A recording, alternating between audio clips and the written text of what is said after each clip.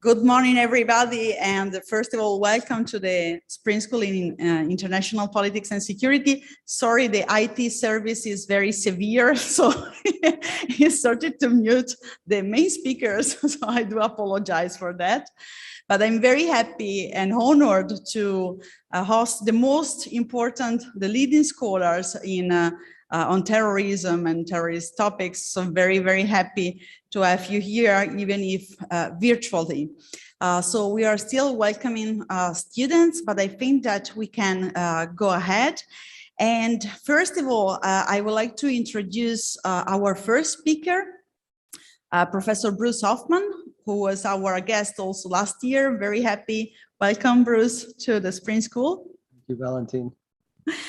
So Bruce Hoffman has been studying terrorism and insurgency for over 4 decades. He is professor at Georgetown University Walsh School of Foreign Service, where he directs the Center for Jewish Civilization.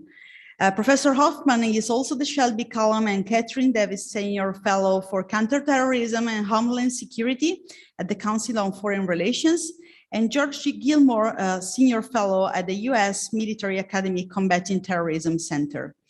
Professor Hoffman is the author of the award-winning book Anonymous Soldiers that was published in 2015, and also Inside Terrorism that was published as third edition in 2017, which is cited as one of the 25 most notable books published by the Columbia University Press. So Professor Hoffman, thank you very much for joining us. Professor Hoffman will give a speech about terrorism pattern and trends, and I'm very happy to leave you the floor. Thank you very much, Valentine, for the kind introduction and indeed invitation to speak again at the IPSE summer school. So I'm actually going to focus on Al-Qaeda post the Taliban's victory in Afghanistan. Al-Qaeda won. With the Taliban's reconquest of Afghanistan and the United States' ignominious withdrawal from that country, Al-Qaeda triumphed over America and its allies in this final spasm of the original war on terror that commenced more than 20 years ago with the attacks on September 11th, 2001. Al-Qaeda outlasted the US commitment to build a free and democratic Afghanistan, and in concert with its Taliban brothers in arms, overcame both the United States and the International Security Assistance Force, the multinational military mission in Afghanistan that had already begun to wind down in 2010 and formally ended in 2014, when also active US combat operations in that country ceased. The Taliban's victory delivered everything that Al-Qaeda sought in supporting its longtime ally. The Taliban was restored to power, and its extreme interpretation of Islamist Sharia law was reimposed over Afghanistan. Al-Qaeda's safe haven in the country was thus resurrected and ensured, at least for the immediate future. Apart from the Taliban's vague assurances to restrain Al-Qaeda, I'll turn up the volume.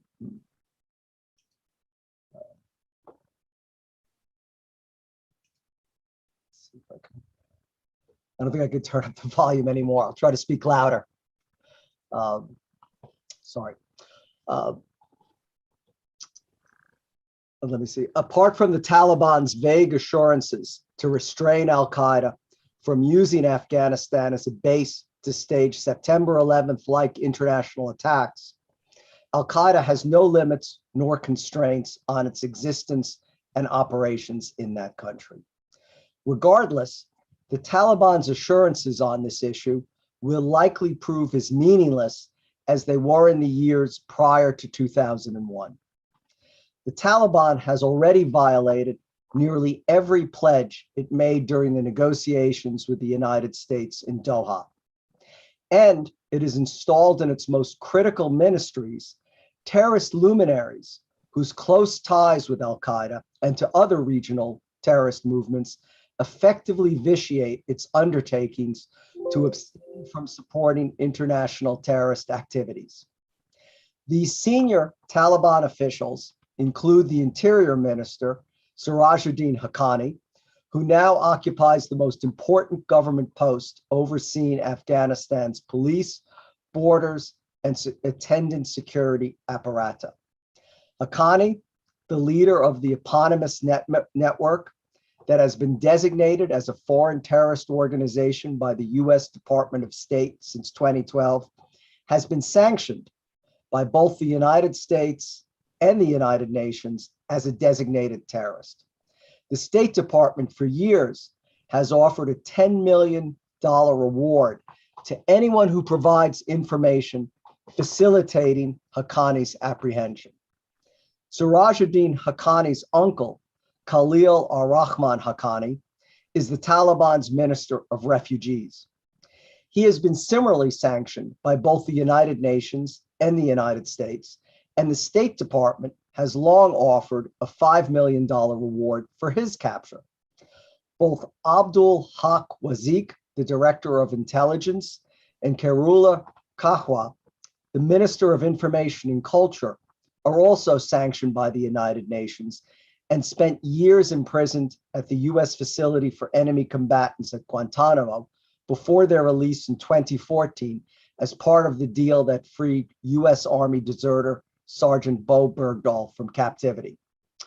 The UN Security Council reports that Wazik was responsible for overseeing foreign fighters under al-Qaeda's aegis and their training camps in Afghanistan before 9/11. Karkhwa has similarly long-standing ties with al-Qaeda, including with its deceased founder and one-time emir, Osama bin Laden. The UN cites another Haqqani, Yahya, as having been the network's key point of contact for a liaison with al-Qaeda since at least 2009.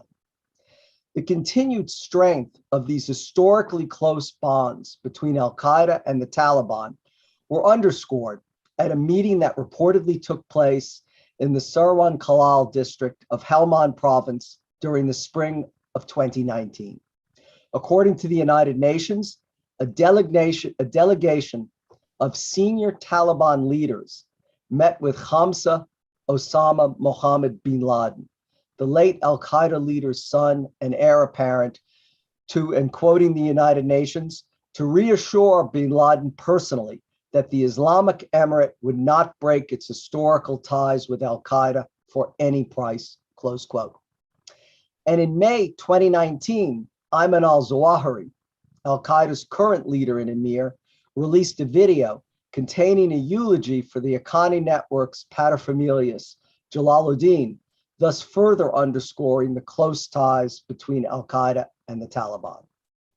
The warmth of Taliban-al-Qaeda relations should come as no surprise, given the force multiplying role that the latter played in the former's 2021 victory in Afghanistan. Key al-Qaeda Central Asian franchises, like the Islamic Jihad Union, the Eastern Turkestan Islamic Movement, Jamaat Ansarullah, and the Katiba Imam al-Bukhari, provided critical support to the Taliban throughout the offensive that reconquered Afghanistan.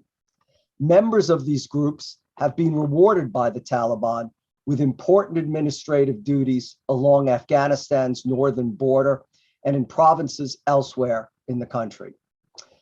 Through one of the al-Qaeda movement's newer franchises, al-Qaeda in the Indian subcontinent, al-Qaeda loyalists are reportedly comfortably ensconced in at least 8 Afghan provinces, including Helmand, Kandahar, Nimruz, Zabul, Ghazni, Nangarhar, Kunar, and Nuristan provinces.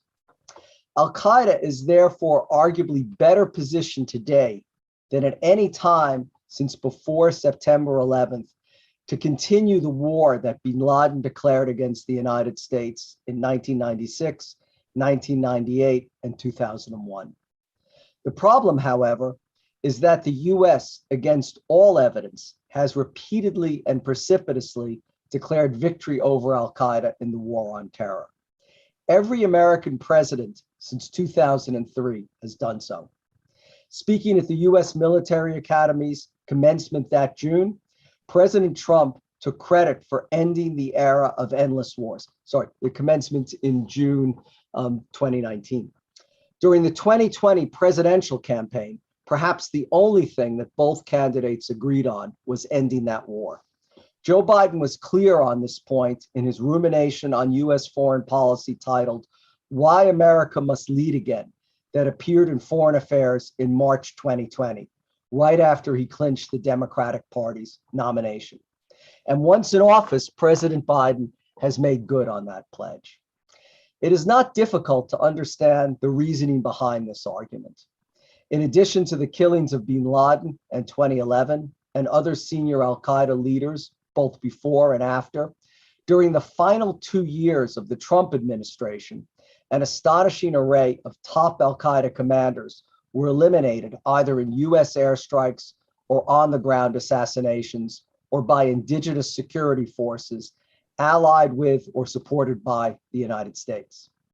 But as the past 20 years have repeatedly demonstrated, al-Qaeda has a deeper bench than has often been assumed, both in terms of its leadership cadre and its ability to attract new fighters into its ranks. Al-Qaeda's succession planning is necessitated by the continued attrition of senior leaders and commanders, as new loyalists are consistently elevated to succeed their deceased predecessors. Today, the al-Qaeda universe comprises approximately 20,000 fighters. In Syria, a hard core of some 1,000 to 3,000 combatants remain in the movement's principal catspaw in that country, Kharas al-Din, along with between 1,000 and 3,000 ETIM foreign fighters.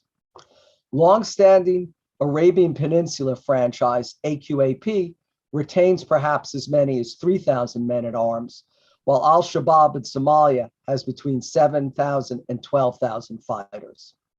Al-Qaeda in the Islamic Maghreb can boast at least a few hundred operatives, and there are perhaps as many as 200 to 400 Al-Qaeda personnel already in Afghanistan before the Taliban's triumph.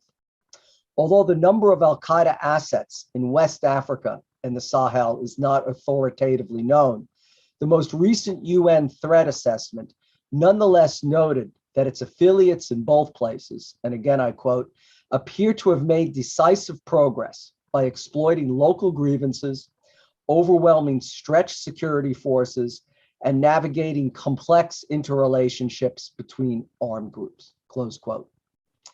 Irrespective of the numbers, the Salafi jihadi ideology underpinning al-Qaeda clearly continues to resonate and indeed spread. Today, for instance, there are 4 times as many Salafi jihadi groups designated as foreign terrorist organizations by the US State Department than there were on September 10th, 2001. That al-Qaeda and its allies and others now see the US in decline. And let me add that this was precisely the subject of Ayman al-Zawahiri's video that was released on the anniversary of bin Laden's killing 2 weeks ago.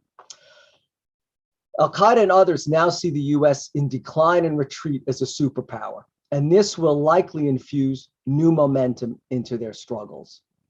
The quote, "War against the US will be continuing on all other fronts unless they are expelled from the rest of the Islamic world," close quote. 2 senior al-Qaeda operatives insisted in an interview with the US-based cable news network, CNN, months before the Taliban returned to power in Afghanistan. Again quoting, "Thanks to the Afghans for the protection of comrades in arms, many such jihadi fronts have been successfully operating in different parts of the Islamic world for a long time," close quote, one of them enthused. The big question, of course, is if and when al-Qaeda will recommence its long dormant campaign of international terrorism. There are some nascent signals that this plotting has already resumed. In 2020, for instance, US airstrikes killed 2 senior al-Qaeda commanders. Both Yahya al-Uzbeki and Safina al-Tunisi were believed to have been charged with rebuilding al-Qaeda's external operations capacity in order to project terrorism beyond the Levant. In this respect, the tragic shooting at the Naval Air Station Pensacola in Florida, USA, just before Christmas 2019, was a timely reminder that al-Qaeda remains intent on striking targets in the West, and specifically in the United States.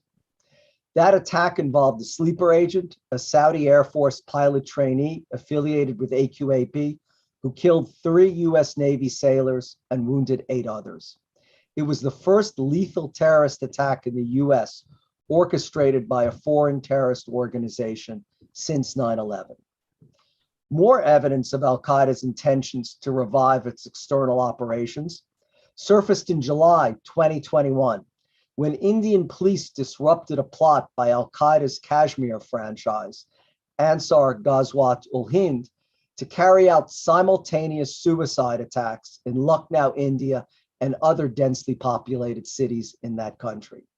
The series of planned attacks was meant to coincide with India's Independence Day celebrations. For the time being, at least, therefore, al-Qaeda's focus appears to be on destabilizing South Asia through the fomenting of new crises along the lines of the 2008 Mumbai attacks perpetrated by Pakistan's Lashkar-e-Taiba, a longtime al-Qaeda ally. Al-Qaeda thus seems devoted to strengthening its presence across the Indian subcontinent, in Pakistan, in Bangladesh, in Myanmar, in the Maldives, as well as in India.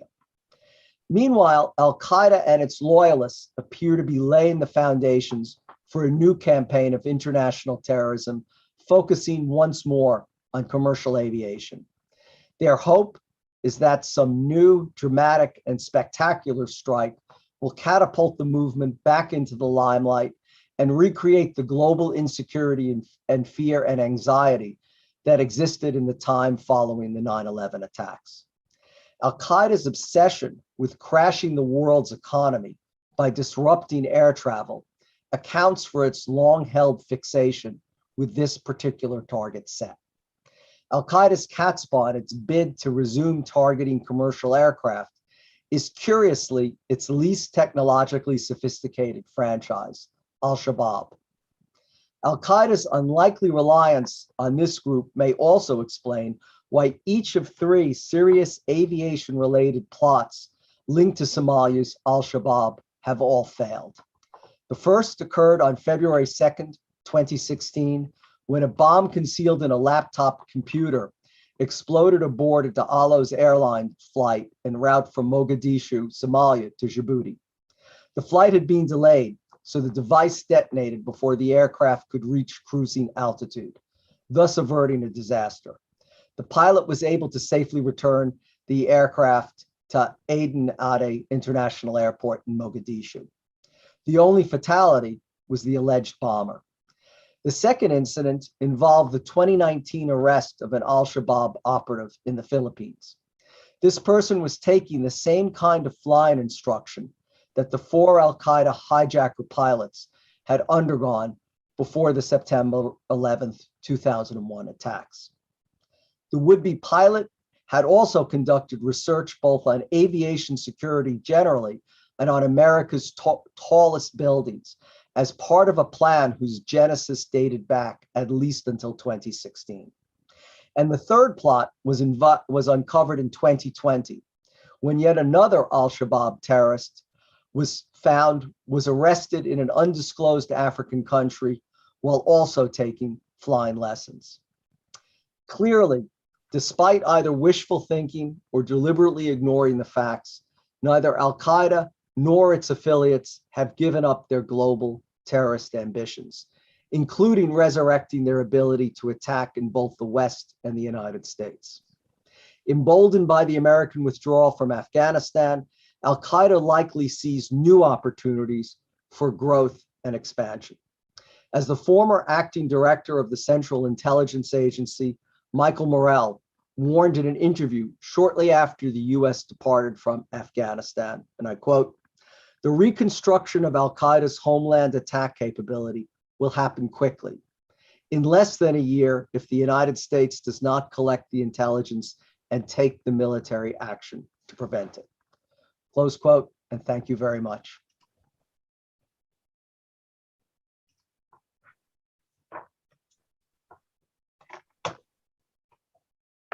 Thank you so much, Professor Hoffman, for this very interesting insight dealing with Al-Qaeda. I'm going to introduce immediately the discussant.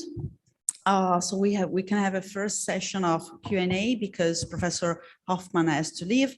So the discussant is Professor Didier Danet from the Saint-Cyr Military Academy in France, where he's Professor of Management Sciences. He's also the Director of the Operation and Crisis Management in the Cyber Defense at the Saint-Cyr Academy, and he's also the head of the Research Department Conflicts Evolution at the Saint-Cyr Research Center.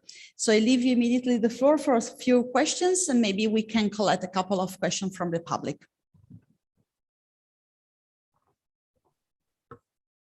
Okay, thank you, Valentine.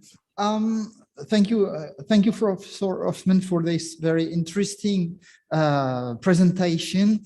As a management specialist, I'm really interested in what you said about the way we can fight combating organizations. And you told us that this policy consisting in trying to decapitate combating organization by killing senior leaders was not effective.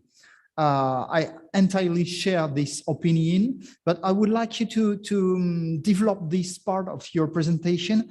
Why is this killing policy ineffective, not efficient, and what could we do in order to take military action against Al-Qaeda? Well, thank you for that very important question. And you know, I would say that, I mean, we've known this for some time. One of your most distinguished countrymen, who's a scholar of counterinsurgency and counterterrorism, David Galula, wrote already 60 years ago about the Algerian War, how when France intercepted a flight that included all the most senior leaders of the FLN, I believe in 1958, but certainly in the late 1950s, it didn't succeed in ending the struggle. And he pointed out just, you know, the difficulties even back then of achieving total mastery over a terrorist organization strictly by decapitation. Now, there have been some examples in history, although not many, where the terrorist leadership has been eliminated and a group has been appreciably weakened. Obviously, the most prominent case was the capture of Abimal Guzman by Peruvian and US Special Operations Forces in 1992. But it wasn't only Guzman who was captured, it was the entire leadership of Sendero Luminoso that was seized. The group, of course, was dramatically weakened, a very different terrorist entity than Al-Qaeda. It's certainly not a transnational one, not a religious one either. And as I have long argued, that religion because it provides an additional impetus or motivation to terrorist groups because the struggle is divinely ordained, it's legitimized and rationalized on the basis of theological precepts. It's often communicated by religious figures, and this gives it, as former colleagues of mine at RAND in their studies have shown, that whether it's insurgency or terrorist groups motivated by religion, they last much longer than those motivated by ideology because of, I think, this divinely ordained sanction for violence. So I don't want to say that decapitation is a useless or ineffective counterterrorism policy, and I don't want to argue that at all. I think, though, we often confuse a tactic with a strategy. And although it's a very effective tactic, it can only succeed as part of a broader strategy that I would argue needs to involve equally so non-kinetic means as well. To my mind, and maybe I'm naive in this, but I'm still astonished that there are 4 times as many Salafi jihadi terrorist groups on the State Department's foreign terrorist organizations designated list today than there were 20 years ago. I mean, I think this is very strong evidence to show that our efforts to counter the narrative, as we've heard endlessly over the past 20 years, President Bush himself said that this would be a war of ideas. And that's, I think, where we have fallen short. We've been very good kinetically at killing and, for a time, capturing terrorists before we then resorted almost exclusively to killing them in targeted assassinations. We've been very effective, but, you know, as my presentation argues, Al-Qaeda hasn't gone away. So in and of itself, that's insufficient. And I think the problem is we have never seriously devoted the same attention and efforts to the information dimension, to the war of ideas, to what used to be called propaganda, but that's become as pejorative a term as terrorism, and it's controversial, what we could now call information operations. You know, during the Cold War, the United States had an entire agency that was dedicated to this, and entities like Radio Liberty and Radio Free Europe were quite effective. I mean, we've never prioritized this dimension of the war on terror. And I think the reason is obvious. I mean, there are metrics you can associate with killing terrorist leaders. You know, you can actually point to that. Trump administration, for example, very proudly pointed to the fact that in 2019 and 2020, they killed 7 or assisted in the killing of 7 senior Al-Qaeda leaders. It's far more difficult to attach metrics to dissuading someone from becoming a terrorist. And this, I think the international community is kind of short of ideas. We've been trying everything the past 20 years, but to me, that's the dimension that has never been properly resourced nor properly prioritized. And it has to be a combination. I'm not arguing to do away with the kinetics. I am saying that I am dubious that this over the horizon strategy that we've embraced now in and of itself will be any more successful than the targeted assassinations. Thank you so much. Maybe we can collect a couple of questions from the audience. If there are any, don't be shy.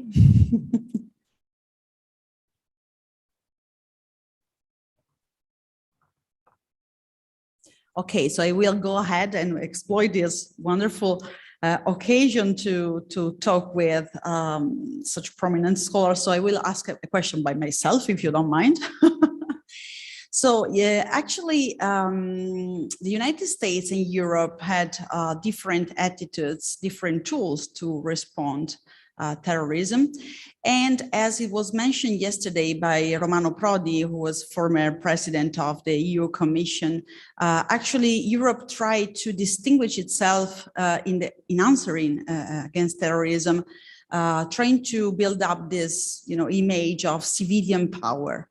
So we have one West, but we have maybe 2 Wests, plural, in the answer to terrorism. So what do you think, which is the most effective one to answer to this phenomenon? Well, I mean, on the one hand, again, tactically, we've succeeded in the war on terror because we've diminished and degraded the ability of both Al-Qaeda and ISIS. Of that, there's no doubt.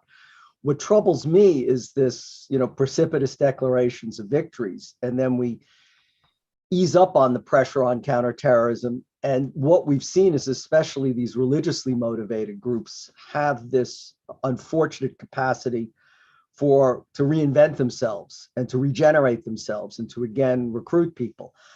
Look, the fact that ISIS was able to recruit something like 40,000 foreign fighters from 120 to 140 different countries, I think underscores my point that we're not doing enough to combat the ideology that gives rise to these groups.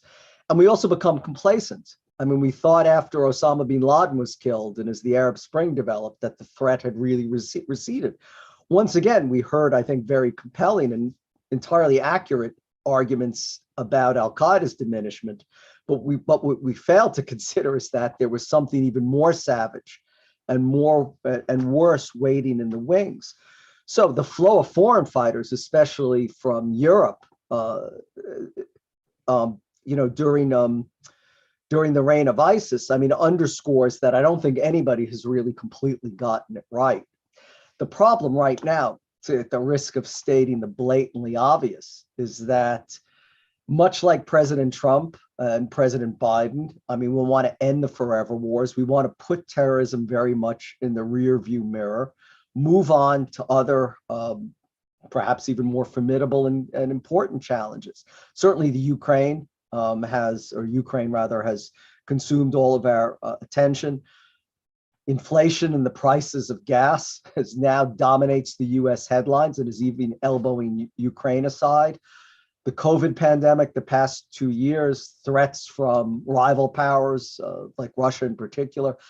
I mean, all these things, I think, are unfortunately result in a diminishment of the attention to terrorism, which in some senses I think is highly appropriate. And even from the start of the war on terrorism, I was always uncomfortable that this became the preeminent threat that the United States military, for instance, was gearing against. I mean, I think, again, the risk of stating the obvious is the complexities of international security today. When I first was a student 50 years ago, I mean, we just worried really about clashes between states and militaries, but certainly the climate today, global pandemics, global health, the rise now of destabilizing powers suggests that we face an array of threats, that we have to be prepared to counter all of these threats and to be nimble and flexible enough to respond to them.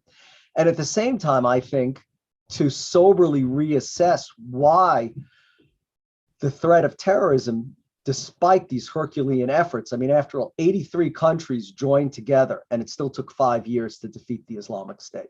I mean, this is remarkable. The Islamic State was, of course, a proto-state, did govern, had pretensions to being a governing authority, but it turned out to be pretty flimsy, but it still took 5 years and 83 countries to do so.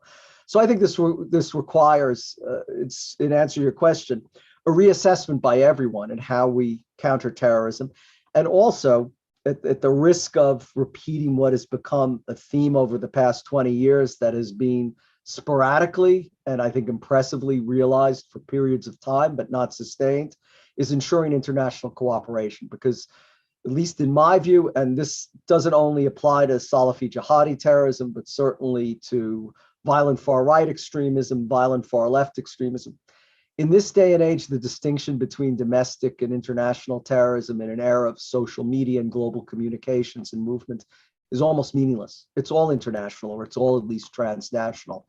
So therefore, the commonality of approach to fashioning a strategy, a coordinated strategy against terrorism internationally, is more important than ever. I mean, we've said that for 20 years. As I said, there have been snatches of time when it's been achieved, but I worry now more than ever that the divide between approaches in countering terrorism amongst countries will only deepen because of the many other security priorities vying for attention. Okay, thank you so much. That's a great answer that opened new questions, I guess, about how to reassess security policies as a whole. So thank you so much for being with us. And I very appreciate it. And I do hope that next time you will be here in person as the other speakers of this session. It will be really a pleasure to meet you all. So thank you so much for joining us, and hope to see you soon. Bye-bye.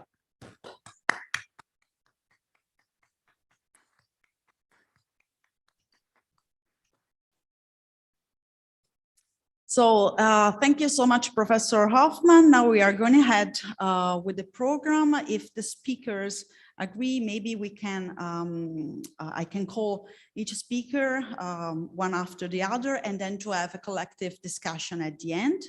So the second guest today, I'm very happy to meet him, or even if virtually, is Professor Richard English, who is director of the Senator George Mitchell Institute for Global Peace, Security and Justice at the Queen's University Belfast, where he is also professor of politics.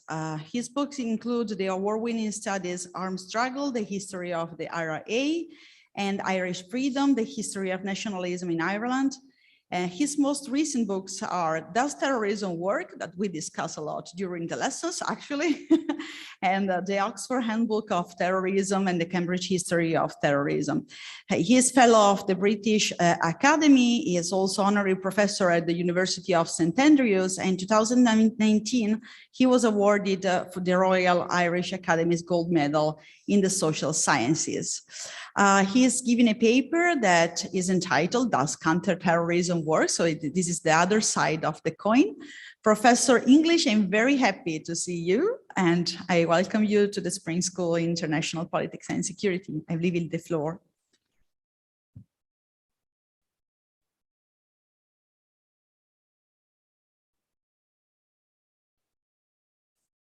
Professor English, just wait a second because we are not able to listen your audio. So let's try to solve the problem.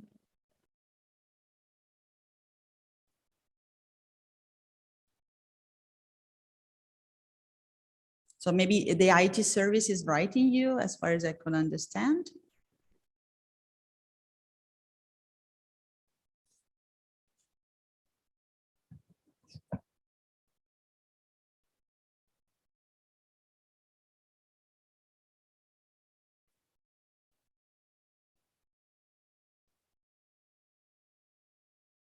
It seems that your mic is not working. That's what the IT service told me. So maybe they are trying to solve the problem somehow.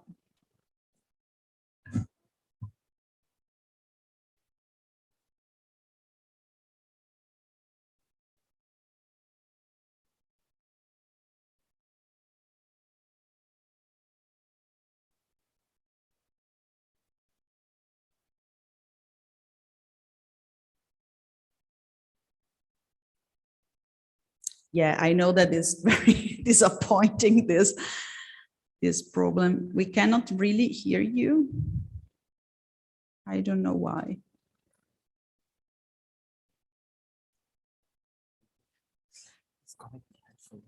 Uh,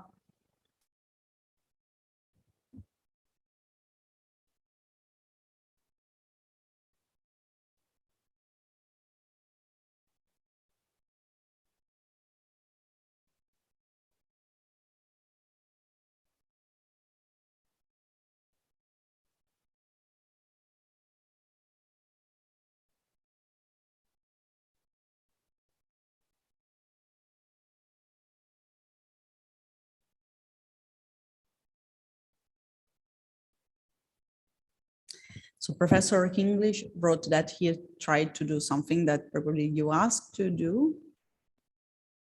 Are you able to fix the problem?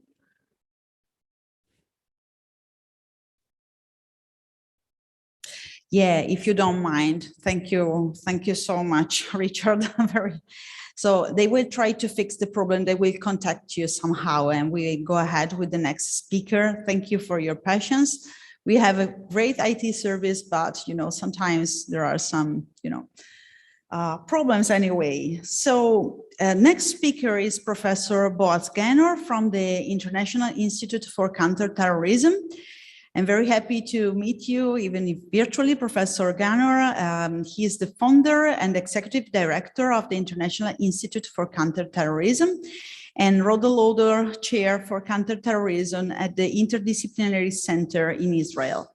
He previously served for 5 years as Dean and 10 years as Deputy Dean of the Lauder School of Government, Diplomacy and Strategy in Herzliya. Professor Ganor serves also the founding president of the International Academy Counterterrorism Community, which is actually an international association of academic institutions, experts, and researchers in fields related to the study of terrorism and counterterrorism. Professor Ganor is going to discuss a paper which is entitled Dilemmas in Counterterrorism Decision Making, and we do hope that we can see him soon on the screen and Yes, to listen to him. I hope you see me because I do see you very well, and I hope you hear me. That's great. Great. Good morning, Professor Ganor, and welcome to the Spring School. Thank you for joining us. Thank you for having me. With your permission, I would also show my presentation. So I will go with that. Well, the title that I gave to my short presentation is The Art of Counterterrorism. And I do believe that you gathered in your summer school really the best artists possible for this specific subject matter. And when I say the art of counterterrorism, I practically refer to mainly 5 dilemmas which cover different aspects of counterterrorism. And I would like actually to explain those 5 dilemmas in the short time that we have together.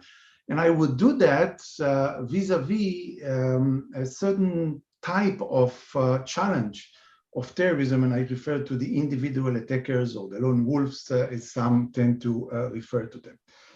So with no further ado, the first challenge, in my view, the first dilemma in counterterrorism is to be able to identify who's the enemy, who's the perpetrator, who's the other side. And I would like to suggest to differ between 3 types of perpetrators.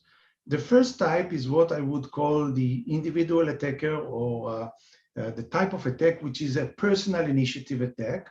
The nickname which was commonly used, and I'm using past terms because most of the scholars and the experts today refrain from using this term, is the lone wolf, meaning it's an individual that have been radicalized, usually by association with like-minded over the internet, or personal radicalization process, being exposed to incitement. And one day, he or she decides to materialize this radicalization by conducting a terrorist attack. Those individual attackers, in most cases, actually always, do not have any operational ties to terrorist organizations. They have not been recruited to a terrorist organization. They have not been trained by a terrorist organization. They have not been getting operational support for the attack from a terrorist organization. But at the same time, most of them are being inspired by a terrorist organization. This or the other organization, could be Al-Qaeda, could be ISIS, or another organization altogether.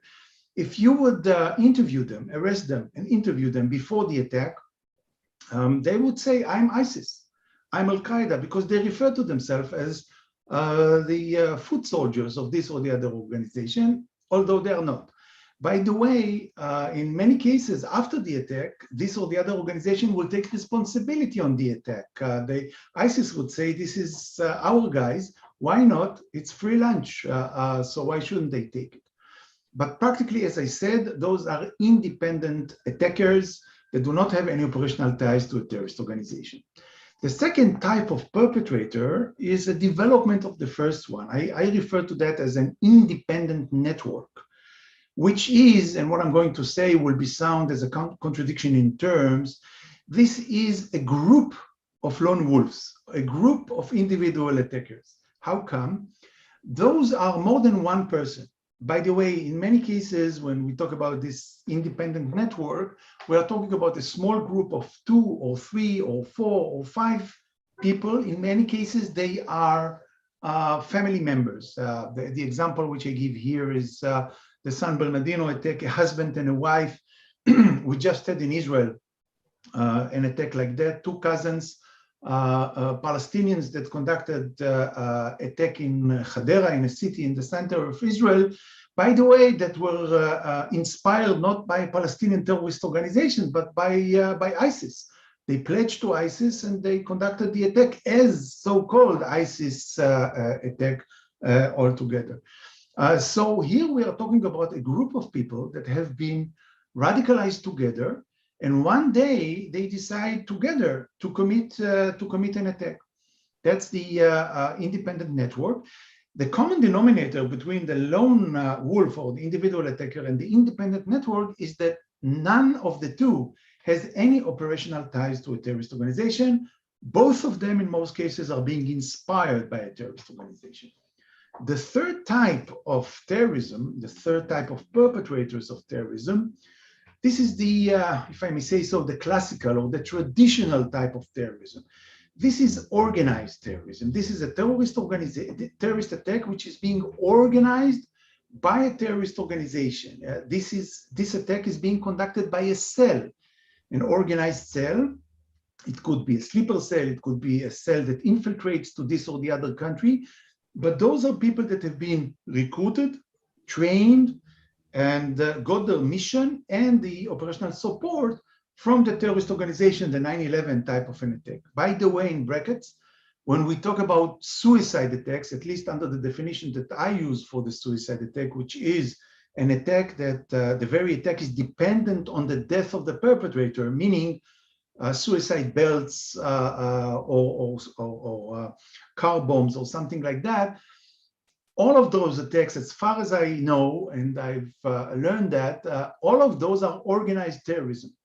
Although many of the lone wolves would like to die during the attack, wish to die, maybe prepare themselves for dying, we refer to that as sacrifice attack and not as a suicide attack, because they can commit the attack and succeed to achieve their goals without dying at the same time.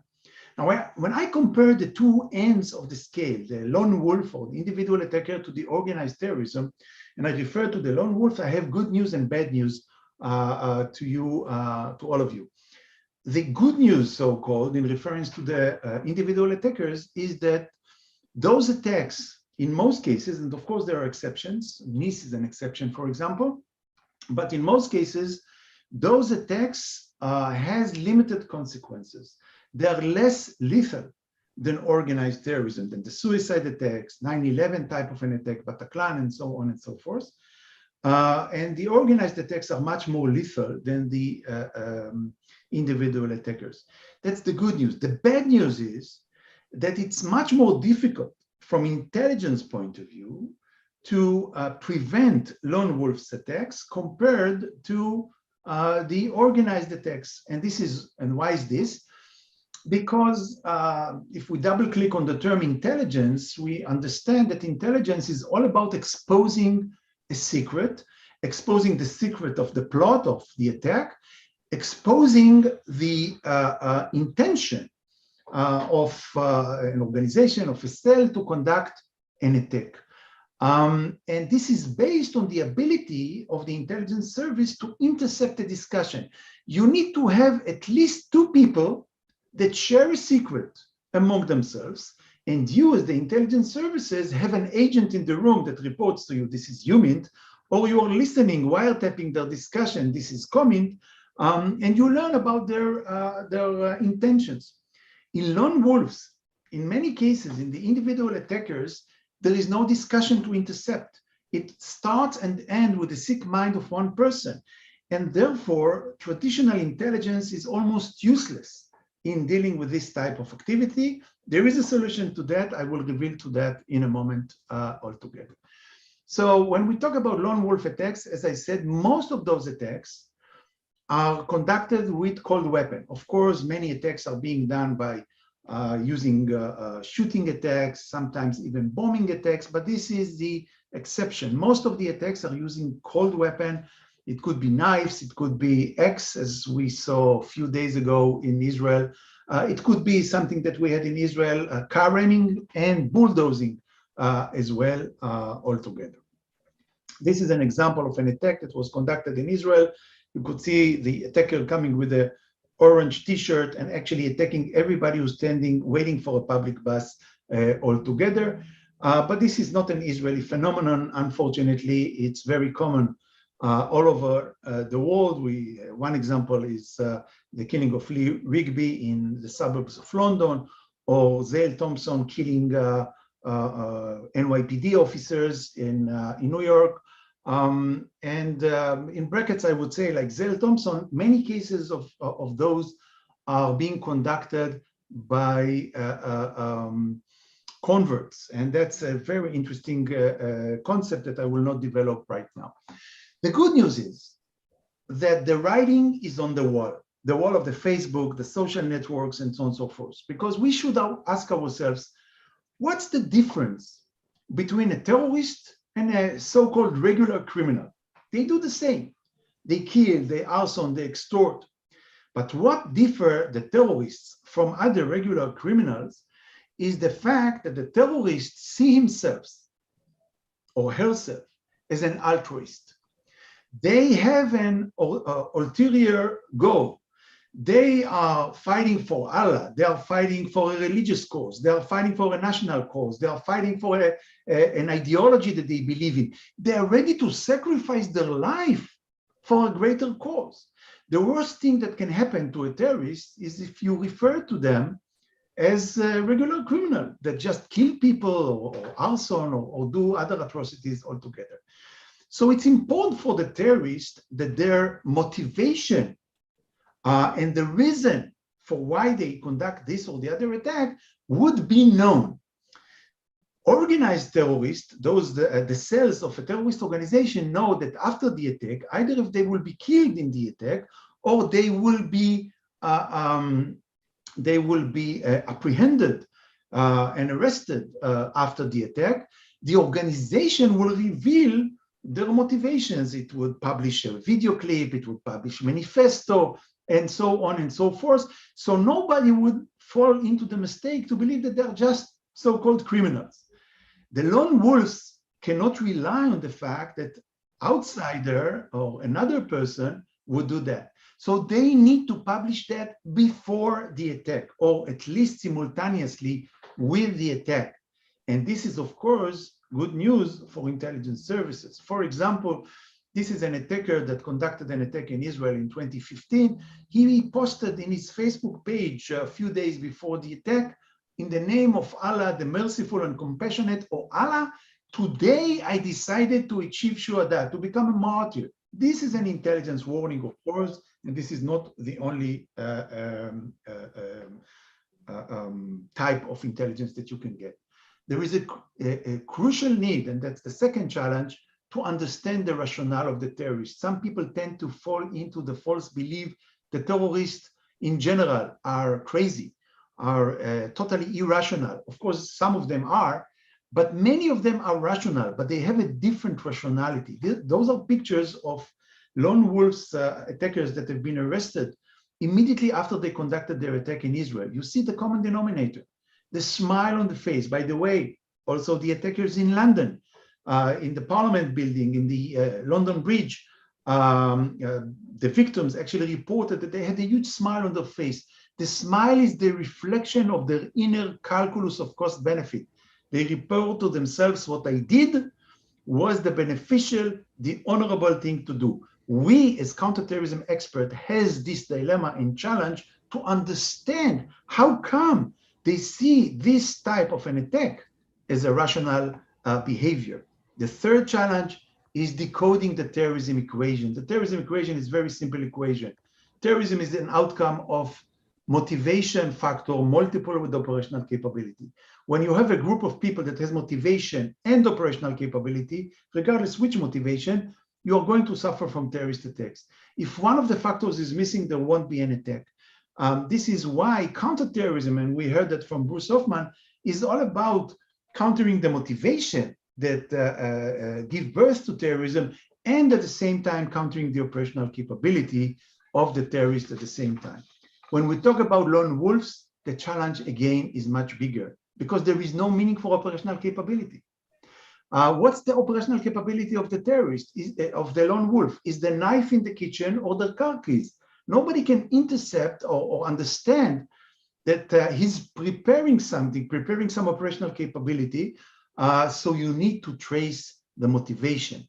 I would conclude my presentation with the research that I was conducting together with my esteemed colleague, Professor Oriel Merari, interviewing 45 lone wolves that were captured and arrested, and together with other scholars from ICT, psychologists, sociologists, we try to understand what really motivated them. And if I need to sum up, it's always combination of motivations in reference to those specific attackers. It's a group of ideologies, nationalistic, Palestinian nationalistic grievances, religious grievances. They see themselves as defending Islam, defending Al-Aqsa, defending Muhammad, and so on and so forth. Political grievances. This is one group. The second group is psychological. We have found an enormously large number of mental disorders among those lone wolves that we interviewed. About 67% of them either have some kind of death wish or suffering from mental disorder. And in many cases, it's always combined with personal reasons to conduct this or the other attack. It could be economical crisis within the family, it could be interpersonal crisis or family crisis. And I would suggest to wrap all of that together with concepts of honor. It always has to do with honorable thing to do. Based on the incitement that they have been consuming, that they've been exposed to, they fall to the belief that this or the other attack, this is the honorable thing to do in the condition of following the ideology that they would like to materialize. So those are really in a very rapid manner the main challenges in counterterrorism and dilemmas that are needed to be taken under consideration. Thank you.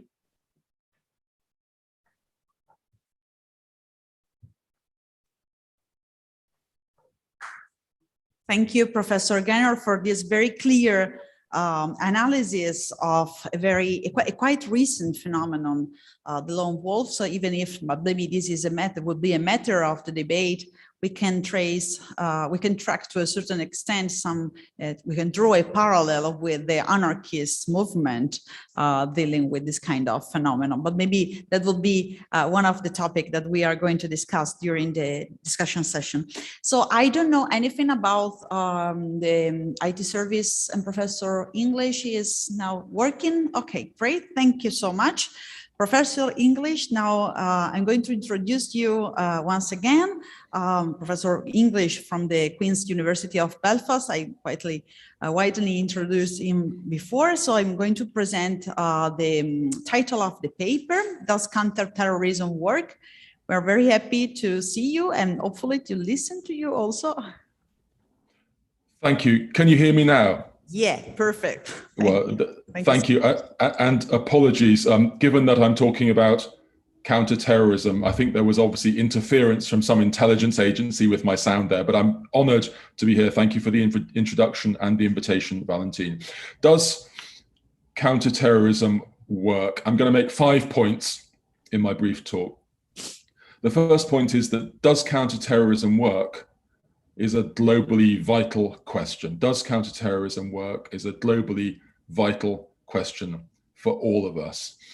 This is for two main reasons. One is that responses to terrorism change the world far more dramatically than terrorism itself. From the terrorist attack which triggered the First World War to the 9/11 atrocities, the responses to those awful acts significantly transformed the world to a much greater degree and contingently than the awfulness of the violence itself.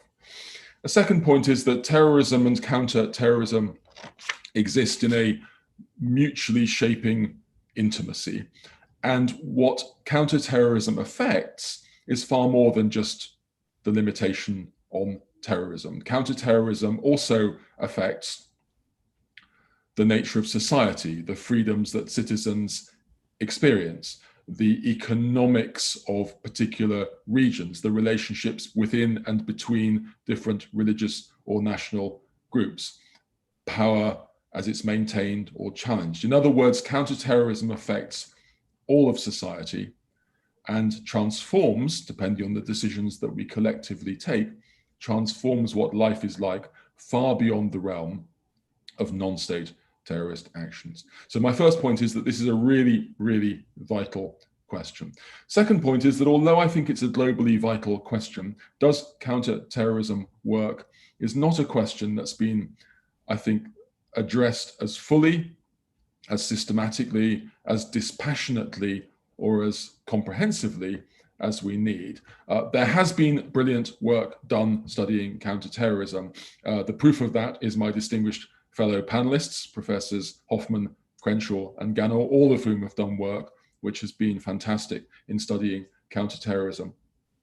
But as Marta herself sharp-sightedly pointed out recently, this is a quotation from Professor Crenshaw, quote, "A satisfactory understanding of what constitutes effective counterterrorism escapes us." This is Martha Crenshaw. "A satisfactory understanding of what constitutes effective counterterrorism escapes us." And I think Martha, as so often, is absolutely right.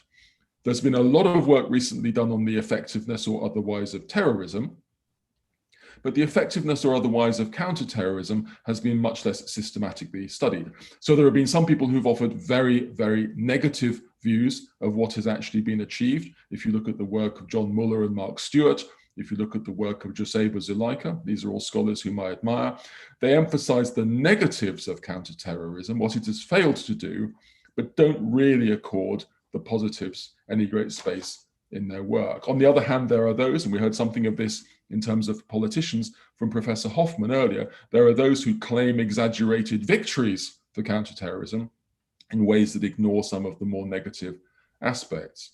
There are brilliant case studies of particular country settings, and there are brilliant cases of advocating what would be the best policy to adopt. But in terms of a cross-case, systematically framed, historically long-termism, disaggregative and dispassionate analysis of what's actually happened in human history, we haven't got on the shelf the library of studies looking at the efficacy or otherwise of counterterrorism that we all need.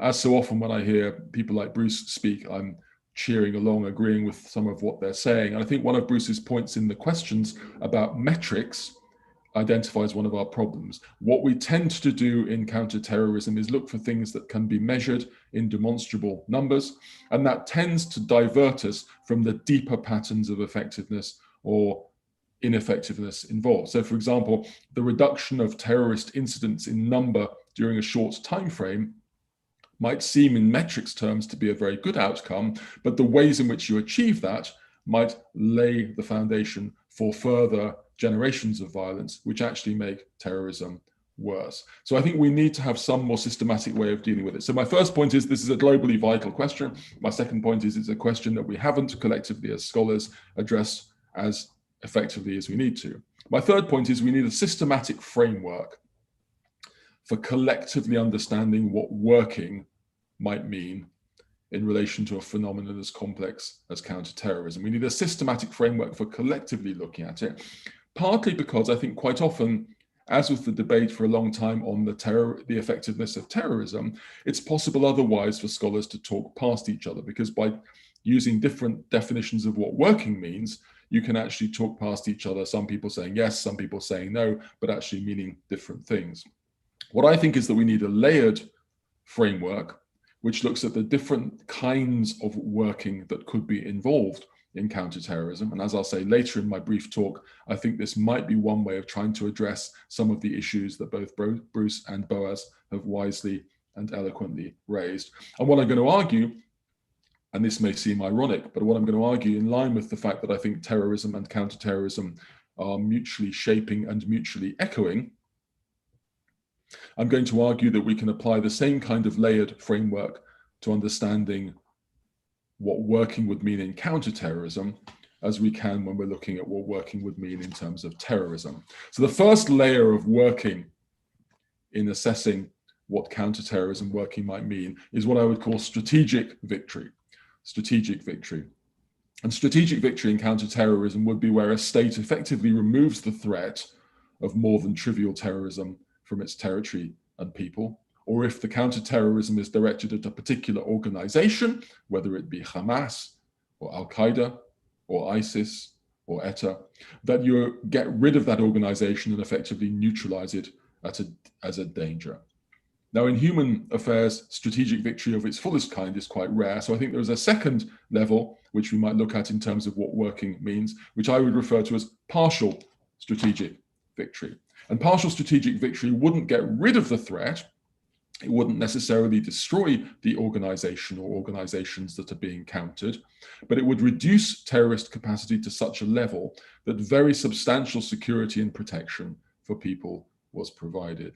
And partial strategic success might also be achieved if, while you don't get rid of terrorism, you sufficiently combat the narratives, the ideological arguments, the agenda determining cases that are made by terrorists so that they are prevented from gaining the day. So you might not win strategic victory, but you prevent your opponents from gaining it, and therefore you gain a partial strategic victory. But I think there's a third level of what this framework might involve. In addition to strategic victory and partial strategic victory, I think there is what you might call tactical success. That could be operational. You might have the operational success of a drone or UAV strike on a terrorist leader. You might have the operational success of thwarting a particular attack. You might get publicity that's good for the state in terms of the things that it's achieving or the case that it's making. You might strengthen the organization tactically, whether it's through the coordination of different wings of the same state or of different states fighting the same opponents, whether it's extra resources, whether it's extra capacity in terms of developing military or intelligence or governmental or resilience basis aspects of the state. You might strengthen tactically what you're doing. You might undermine terrorist opponents in a way that doesn't strategically defeat them, but does take away their day-to-day capacity and manages to thwart, if not all, then many of their operations. But I think there's a fourth level of strategic. There's strategic, there's partial strategic, there's tactical counter-terrorist efficacy. I think there's a fourth level of working, which is what I would call inherent rewards. Inherent rewards. In other words, what you might get is not strategic victory or even perhaps tactical victory, but what you would get would be a sense of the catharsis achieved through revenge, the psychological sense of something being worth doing, comradeship. Some people make money out of counterterrorism. Some people have good political or military or other careers through counterterrorism. Some people feel the sense of moving towards something which is righteous, something which is good, something which is inherently valuable. Now, sometimes these four different layers can work together. You can have inherent rewards from doing something worthwhile, which leads to tactical operational successes, which produces strategic successes. But as we've heard from Bruce, it's also possible sometimes to have tactical successes which can get in the way of, or certainly need not further, strategic successes. Sometimes you can have inherent rewards which get in the way of strategic objectives. Now, I think that's a framework you may disagree or may agree, and we can discuss it. With my particular framework of strategic success, partial strategic success, tactical success, and inherent rewards. But if we're going to adequately address this question, does counter-terrorism work? You need some such framework. You need some systematic, comprehensive, layered, capacious framework. Otherwise, what we're doing is muddling around, not really knowing what working would mean in the question, does counterterrorism work?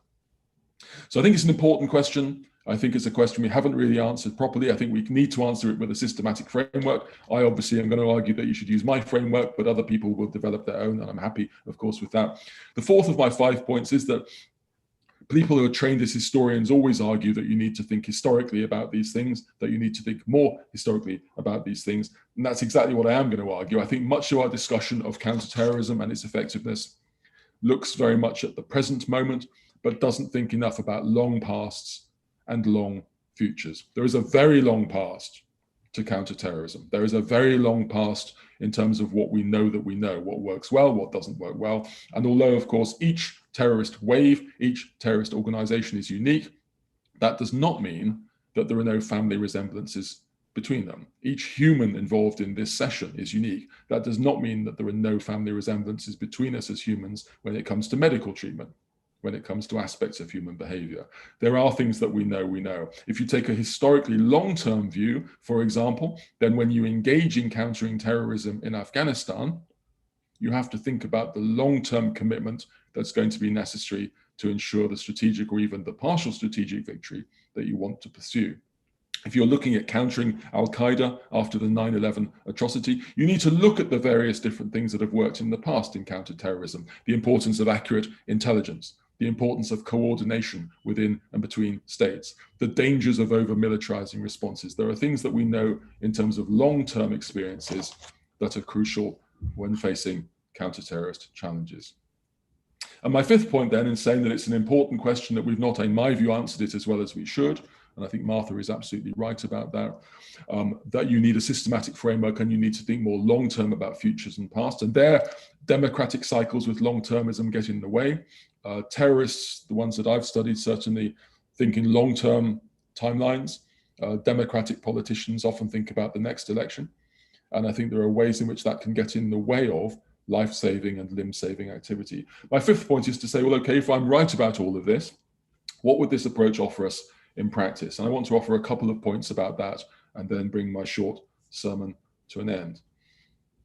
If I'm right about this, and if you think about counterterrorism in terms of the framework that I've adopted and in terms of the historically long term, some of the problems that we all are discussing in terms of counterterrorism are ones which might be better avoided. So, for example, there is a tremendous seduction to technologically sophisticated tactical methods.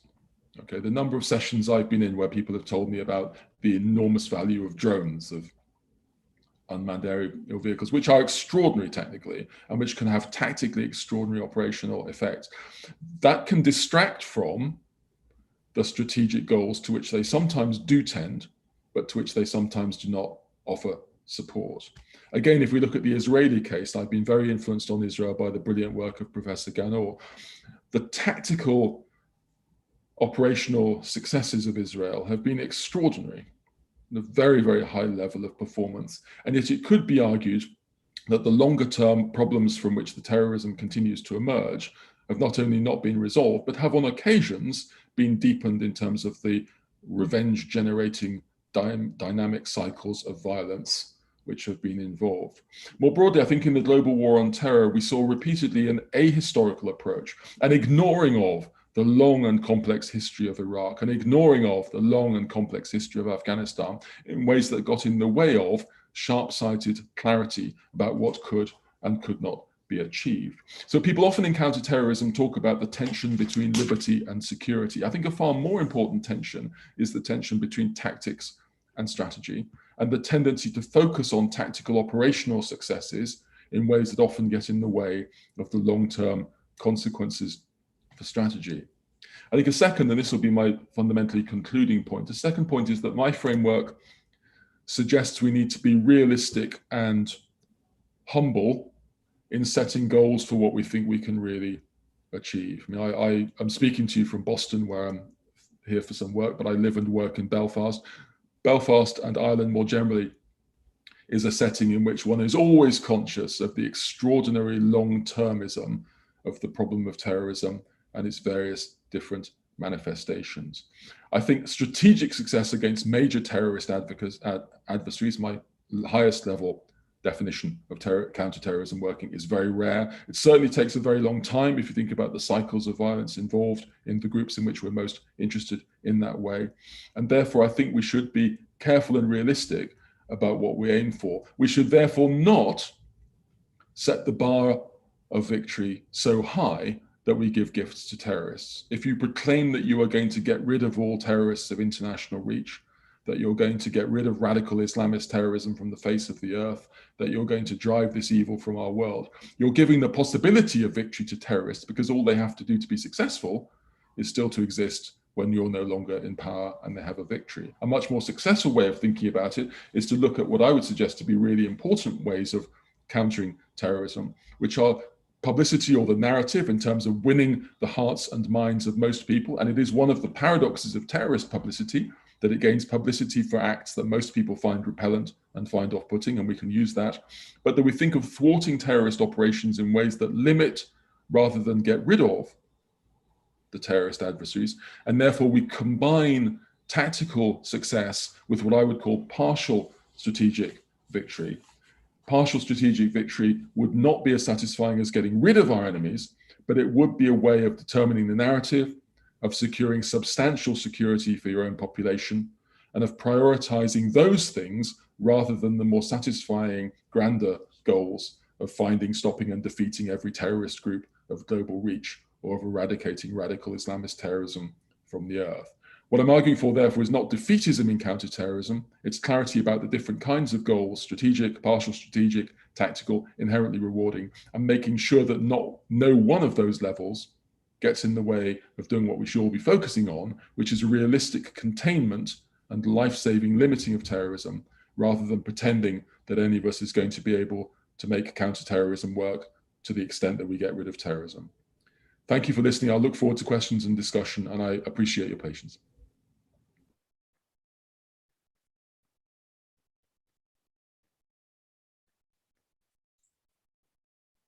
Thank you so much, Professor English, for this insightful presentation, and I'm sure that we are going to discuss in a few minutes. So now I'm introducing the last speaker of today, who is a very important scholar dealing with terrorism. Very happy and honored also to host her, even if virtually. She's Professor Marta Crimshaw. Professor Crimshaw is a Senior Fellow Emerita at the Center for International Security and Cooperation, a Freedom Spalding Institute for International Studies, Stanford University. And she's also professor of government emerita at the Wesleyan University. She is a Guggenheim Fellow and holds an honorary doctorate from Ghent University. And she is currently affiliated with the National Counterterrorism Innovation, Technology and Education Center, also a Center of Excellence for the Department of Homeland Security. Professor Crimshaw, I'm very happy to see you. You're welcome to the Spring School. Thank you for sharing your knowledge with us. Thank you very much. Can you all hear me? Yes? Yeah, great. Perfect. Thank you so much for the kind introduction. Thank you for inviting me. There are always drawbacks and advantages to speaking last. The advantage, of course, is that I get to hear other distinguished friends and colleagues and profit by their observations. The disadvantage, of course, is that my audience might be losing patience with talks by academics. So I will try to be brief. I think that what I have to say builds very nicely on what my friends have already spoken about. My concern today is with a distinction between what's called inspired or inspirational terrorism and more strategic terrorism. So let me tell you how I came to think of this problem, which is that I was listening to a talk by a fairly high-ranking official in the US Department of Homeland Security. And he made the argument that the wave of the future of terrorism is in inspired terrorism, the type of terrorism that Boaz Ganor spoke about, lone wolves, small isolated networks. And he also made the argument in contrast to what Boaz Ganor observed very accurately. In the Department of Homeland Security, their view was that these attacks are more likely to be lethal than attacks by more strategic terrorists. So that led me to think, well, of course, the US Department of Homeland Security is extremely concerned now about far-right extremism in the United States, but as Bruce Hoffman observed, no terrorism is purely domestic. Now, far-right violent extremism is definitely a transnational phenomenon, and I think that's recognized. So this perspective certainly colors the outlook of the Department of Homeland Security, because this is what they have named as the major threat facing the United States going forward. Today, we've not discussed far-right terrorism extensively, but it is a top priority for US government officials in the intelligence community and in the Homeland Security community. I thought then that how can we understand this and understand this distinction between strategic terrorism and Bruce Hoffman's discussion of the past and future of Al-Qaeda, the continued threat that it poses, is a very good example of the threat of strategic terrorism. It's a very good example of what strategic terrorism is. And of course, as I've noted, Boaz Ganor has talked a little bit about what we might call various forms of inspired terrorism. So I thought what we need in order to go forward and evaluate these claims of, for example, which poses the greater threat for counterterrorism, we should look closely at how we can distinguish them. Can we distinguish them? So I want to talk about, in effect, a conceptual model or framework for understanding these two things. And then I want to talk precisely about the consequences for counterterrorism, because Richard English and I certainly agree on a number of aspects here. And I think that there are further concerns to be raised about our response to far-right terrorism, particularly in Western democracies, where it poses an increasing threat. So if we start comparing the two, and let me say that I know that I will, by necessity, oversimplify a bit, exaggerate somewhat, because we can't talk about all aspects of these forms of terrorism. So on the one hand, is what we call inspired or inspirational terrorism. does involve individuals or very small groups such as relatives, husbands and wives, who have no central direction from any sort of organization. They have no logistical assistance, as Boaz noted. They are largely sporadic. Strategic terrorism, on the other hand, we think of as stemming from an organization. We think of it as being part of a very deliberate and thought out campaign to affect government policies, to affect publics in various countries. We regard it as having a strategic logic that will lead to a desired outcome on their part.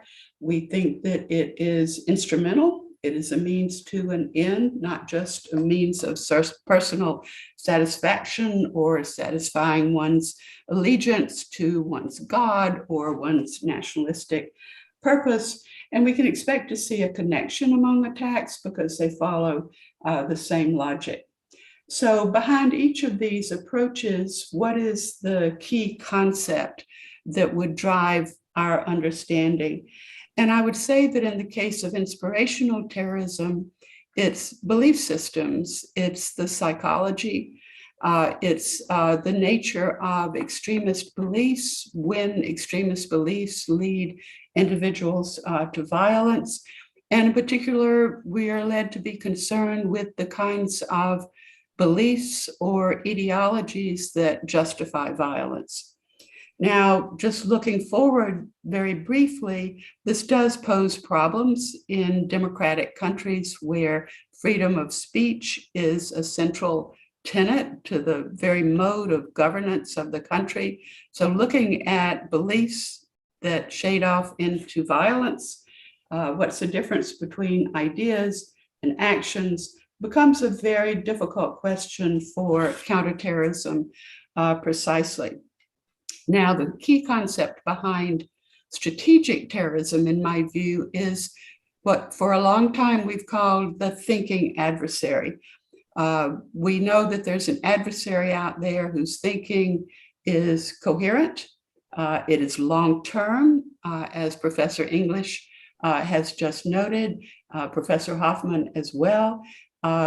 These are adversaries who are thinking well ahead, often well ahead of their adversaries, us who are governed by democratic electoral cycles and politics. We think that we can identify the very precise tactics that these groups are pursuing, whether it's intimidation, whether it's provocation, whether it's whatever goal they might have, we think it's identifiable. And so in effect, there's strategic interaction between the government and an adversary that is, we might say, somewhat state-like. Thus, our focus with inspirational terrorism is the individual, or sometimes a pair of individuals, and our focus with strategic terrorism is the organization. And of course, a lot of my work has been on one of those aspects or the other, in particular, most recently, organizational processes in these groups. So in terms of my own interest, it does tend to lead more toward strategic terrorism. So what do we see as the cause of terrorism in these two approaches? Very important thing to identify what's causing it. And I think, again, with inspired or inspirational terrorism, it is essentially what we've now called for several years radicalization and the radicalization process. How does this happen? How do individuals become radicalized? What's going on in their environment, in their minds? What influences are they exposed to that lead to radicalization? Quite a number of books, articles, studies, reports on radicalization and how it leads to violent extremism or terrorism. The US government makes a distinction between violent extremism and terrorism. It makes a distinction between targeted violence and terrorism. There are a number of distinctions in there. So for inspired terrorism, we're interested in a psychological process. I would argue that for strategic terrorism, in effect, the unit of analysis is the choice or the decision on the part of the organization, and we want to influence their choice or their decision. That might be by strategic influence operations. It might be by punishing them through the use of drone strikes or decapitation strikes, but we want to influence the conscious decision-making process on their part so that they think that continuing is too costly or ill-advised. Whereas for the individual who is merely inspired, we're trying to, in effect, understand their psychological processes. Now, how does terrorism come about in these two scenarios? In the case of inspired terrorism, we put a lot of the blame, or we place causal attribution on social media. Something we also haven't talked about so much today. It's a subject of great concern to the United States, certainly. We are interested in how social media plays a role in the indoctrination of individuals. We know that indoctrination can be relatively quick. It can take a long period of time. And we look at things like, what is the content of social media? What are the platforms that are used to transmit messages via social media? Who are the social influencers on social media? Prominent, important figures that might influence a susceptible individual to acquire extremist beliefs. And we see this as a process that is more sporadic, episodic. Boaz has said it's more unpredictable, and I think that's true. It's something that is impulsive, genuinely impulsive. Whereas for strategic terrorism, we certainly know that they use social media to recruit, to raise money, to spread their message, but we regard it as something that they use more instrumentally, more as an organization, because it's a means of communication that modern technology has provided them. It is convenient. In the past years, they distributed audio tapes of sermons by prominent clerics. Now they transmit everything by social media. Everybody has a website. Again, it's a purely utilitarian approach to this. We also regard, again, decision-making, calculation of costs and benefits still to be a driving force. We see these groups as persistent, certainly persistent. Bruce Hoffman demonstrated that quite thoroughly and quite convincingly in his discussion of Al-Qaeda and the persistence with which they have pursued very similar goals, indeed tactics, in order to get what they want. We see a certain consistency and thus a certain predictability in the strategy of these groups. We tend to see inspired terrorism as being much more opportunistic. I don't want to use the term casual, but certainly opportunistic, taking advantage of the moment. Now, we have tended to think of inspired terrorism as a more domestic, homegrown phenomenon, and we have tended to think of strategic terrorism as more of an international problem. It is something that stems from abroad, the other, it's distant, it attacks our countries from the outside, occasionally subverts people inside a country, but it is, we would say, a phenomenon of the other. It's not us so much as the other. The other may be immigrants, refugees, even, because there's been a lot of stigmatization of these communities.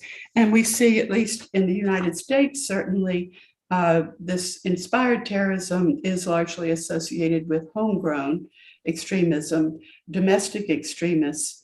And thus, when we think about dealing with inspired terrorism, I think we think primarily of a domestic environment, of something occurring within one's own country that can be governed by the laws of one's own country. Boaz talked briefly about the distinction between criminal violence and political violence, but much political violence within a state can be dealt with through the criminal laws, and often largely is. States differ quite a lot in terms of whether they have legal prohibitions on terrorism or on extremist groups. For that matter, there's been quite a large discussion within the United States on whether or not certain domestic groups should be designated as terrorist organizations. In the US, only foreign groups are designated as terrorist organizations or especially designated terrorists. And there's been some feeling that we shouldn't leave these groups that seem to be primarily homegrown or domestic out of this prohibition sort of framework. But we know that inspired terrorism, the source of it, can be foreign or domestic. It can be an appeal from Al-Qaeda in the Arabian Peninsula, ISIS, that activates, in effect, homegrown terrorism. Again, strategic terrorism we tend to see as outside. We tend to associate it with war zones, which is where it often has occurred for a variety of reasons, including a very conducive environment for such groups. We see it as something that is exported from outside to the inside of a country. Now, again, this may not be the best interpretation of what's going on, but this is the way I see the approaches out there, and particularly in the United States. What's the distinction in terms of targets of terrorism in these two cases? As I've said, I think inspired terrorism, it's targets of opportunity, easy to reach targets, and that means usually, but not always, civilian, or if it's a military target, it's one that is reasonably easy to attack. For example, a recruiting center, which is by definition in public in a largely domestic law sort of setting in a city. So there's certainly in this form of terrorism a certain appears to be a trend, a preference for highly symbolic targets. It's not an enormously distinguishing feature. Churches, synagogues, mosques, places of worship that are, again, extremely soft targets. So as I noted, the US Department of Homeland Security, at least some officials within the department, feel that this type of terrorism is more lethal and likely to become more lethal precisely because of this choice of target, very soft targets, crowds. Now, the problem, of course, with this is that strategic terrorism often selects exactly the same targets. It might be for a somewhat different reason, but basically a target that's very easy to access because the methods used by inspired terrorists are usually not extremely sophisticated. I think Boaz noted this as well. But this does not mean they cannot be enormously destructive. A shooter with weapons, no bombs, no drones, in Las Vegas killed something like 100 people by shooting from his hotel room window. And his motive was never ascertained, certainly a true lone wolf. Now, we regard strategic terrorism as being much more capable, much more competent, and able to strike a much wider range of targets. Targets can be carefully planned in advance. Hardened targets, if with sufficient planning, organization, and time, can be infiltrated, for example, by people posing as soldiers, inside threats, these sorts of attacks. So and this would be the reason why we would think of them as being more likely to be very lethal and destructive, because they've been very carefully planned. The plots can be extremely sophisticated, designed to elude detection by the authorities. Of course, there's always a trail. There's always some sort of trail, but governments don't always pick up the trail. Targets are delegated to the individual attacker. It's not usually up to the choice of the terrorist as to where to go or who to kill or the method to be used. It's a matter of orders from the top whereas in inspired terrorism, it's up to the individual or, again, the tiny group as to what their capabilities might be, the targets that they might have access to, again, yielding more unpredictability here. So now we come to the big question, which is counterterrorism. And I'm in full agreement with my friend and colleague, Richard English, that this is vital and that we have not devoted enough attention to it. And I thank him for the kind words about my own research in this matter. I feel that his work has made an enormous contribution to our understanding, as has the work of Boaz Ganor on counterterrorism. We're still struggling to get a really objective historical grip on all of this. So the argument I would make here is that particularly the US governments look at inspired terrorism, and particularly if they see it as the wave of the future, the approach they're tempted to take is what we call countering violent extremism, or in English, CVE, in the US, CVE. And we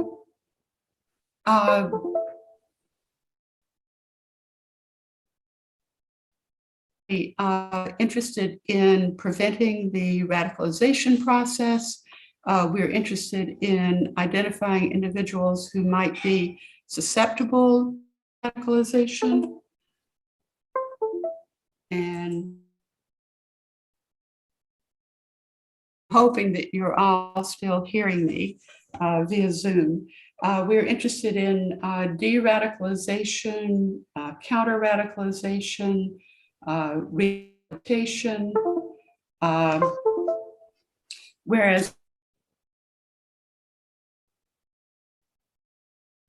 disruption, defeat, the use of military force, possibly deterrence. We try to rip apart networks. We seek victory. We seek to neutralize. We see law enforcement, if law enforcement, very strict law enforcement. It's a very different approach, much of which has been described by Professor. I'm going to assume that you can all still hear me. We do hear you, but Okay. your image is freezing sometimes, but it's Okay. just in a very last couple of minutes. So Okay, as long as you can hear me, this happens with the internet. Essentially, then what I wanted to discuss is just a few implications, and then counterterrorism, because I don't have very much time left and I want to leave plenty of time for discussion. So on a theoretical, analytical level, would we say these are really different phenomena, or would we say they're variations on the same phenomenon? And I'll give an example of perhaps an analytical approach or a difficulty. And this is something that's also been alluded to in our other talks, and that is the fact that strategic terrorists might deliberately try to inspire others as part of their strategies. So inspirational terrorism could be part of the overall strategy of a group like ISIS or Al-Qaeda. Now, if we think of it that way, we see that there are a lot of problems with inspiring individuals as part of your deliberate strategy, because you lack control over what they might do. You can't control when, where, what they might do. You're just turning them loose to do whatever they're able to do. As I think Boaz Ganor mentioned, it's often the case that even if ISIS, say, did not direct this particular attack, even if they had nothing whatsoever to do with it, they'll take credit for it. But sometimes there are actions that a group would prefer not to take credit for. They would rather have the impression of controlling violence.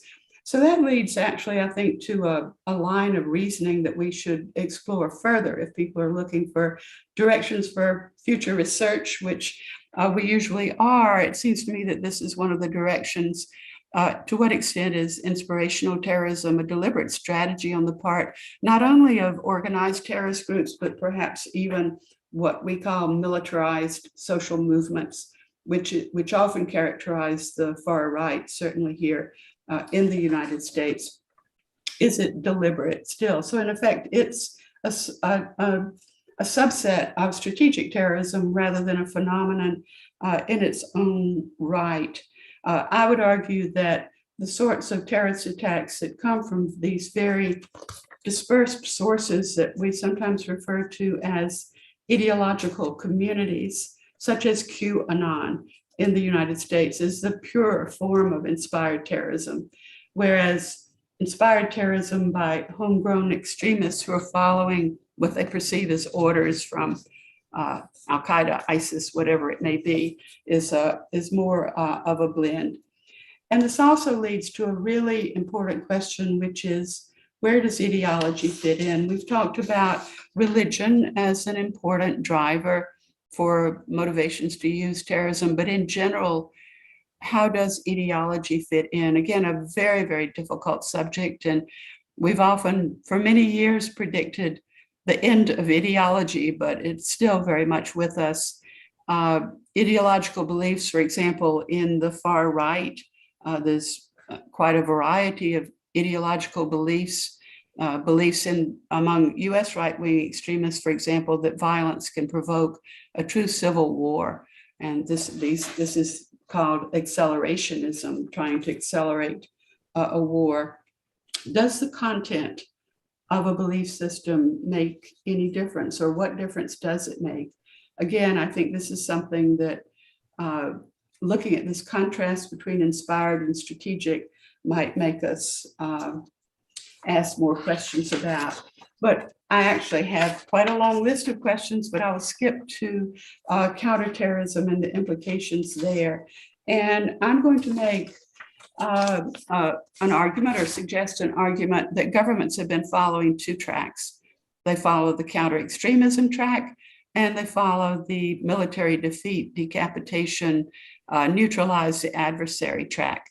And are these two tracks compatible at all? Do governments really make any effort to bring these together? You're trying to persuade people not to succumb to radicalization, not to adopt extremist beliefs. This is a very soft power sort of policy. How does that fit with a very hard power policy in which you're trying to defeat the organization through the application of very rigorous means of physical force, drones, special forces raids, military interventions, Iraq, Afghanistan, Mali, and other places? How do these two fit together? How are you going to bring together your approach to inspired terrorism and your approach to strategic terrorism? So I think that this is a dilemma of counterterrorism that we've rarely even faced, much less resolved, and that this is something that we should definitely pay attention to going forward. And on that note, I will stop, and I look forward very much to the discussion to follow. Thank you.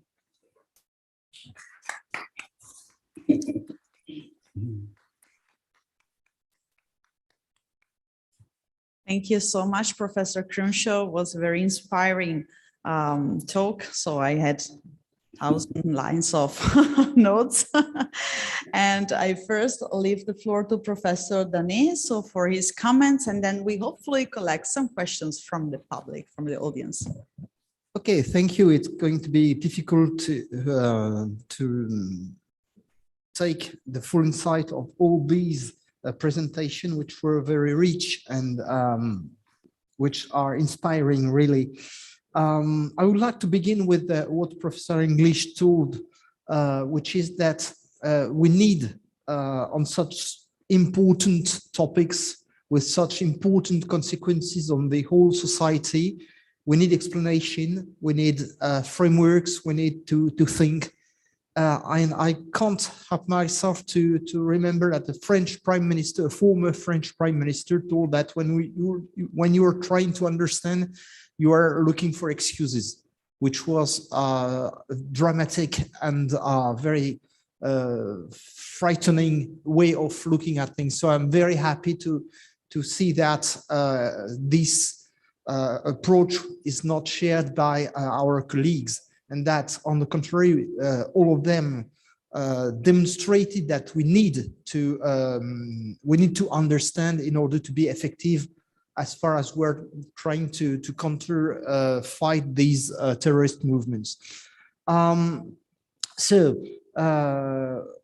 Well, we need explanation, but our colleagues provided us with explanation, with some tracks to follow in order to be better at understanding terrorism. And I think that these tracks are complementary more than exclusive. I would like to insist on the rich framework by Marta Crenshaw, because as management science specialist, I'm interested in organizational theory for a long time, obviously. And I think that organizational theory may be applied to combating terrorist organization, because they are first organizations. As Marta Crenshaw said, we are facing people who are organized, who are working collectively, but who also are bearing collective action problems. Because when you are working in an organization, we all know that the organization must be funded, they must be organized, they must follow procedures, they must develop recruitment processes, etc., etc. And I think that all these questions were widely underestimated for a long time. And fortunately, we've got colleagues who are working on this strategic terrorist approach. And I think that it's really very important, because as Bruce Hoffman said, if you are trying to target organization without understanding the basic principles of this organization, you can't be effective. Neutralizing the senior leaders is effective in a very centralized organization, but most of contemporary terrorist organizations are networked organizations. So destroying the head of the organization is not useful, because the network is working in spite of the neutralization of senior leaders. So all of these arguments are theories and frameworks are really useful. I also appreciate the framework by our colleague from Ganor, Boaz Ganor colleague, because really we need to understand a certain number of topics. Who are the enemies? What are the rationales of the enemies? Etc., etc. So really, I think that we have a very rich matter and topics for discussion. So I don't want to speak too much, because I think that many of you have many questions to ask to our presenters. So maybe, Valentine, someone wants to ask for the first question. Okay. Oh, a lot of questions. Yes, okay. Maybe we should collect the question and then sure. We should collect the questions. First, I have some questions as well. Yeah, also a lot of questions. So, but first, students. So Yeah. I saw someone there. Yes, please. Are we able to see this guy? Or maybe could you yes. come here if you don't Yes. mind? Sorry, we have technical, details. First of all, thank you very much for these all precious speeches for our professors. I have one question, also one comment for all the professors, but especially for Professor English and Professor Ganor. When it comes to counterterrorism, there are several ways, but however, some countries decided to support other international terrorist organizations by financially and also militarily. For example, some countries support Kurdish terrorist organization in northern Syria, YPG. And if we think about in an ethical way, how can we solve this problem? Thank you very much. Thank you so much. Any other question? I saw other hands before. Yes, over there. Could you please pass the mic? Thank you. Do you mind to come here? So, thank you.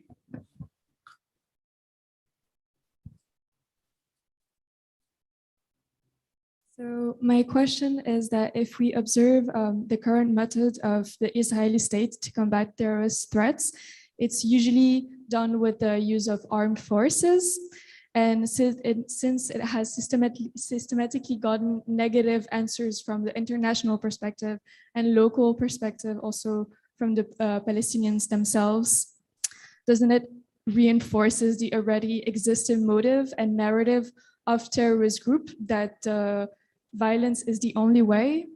And so I guess my question more specifically is that has the Israeli state ever considered a non-violent counterterrorism method to fight these terrorism threats?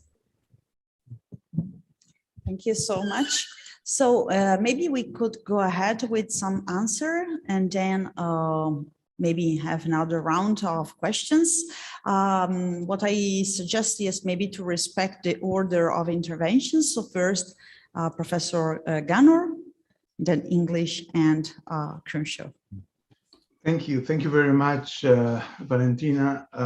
Actually, let me start in a very typical Israeli manner by answering questions which I was not asked.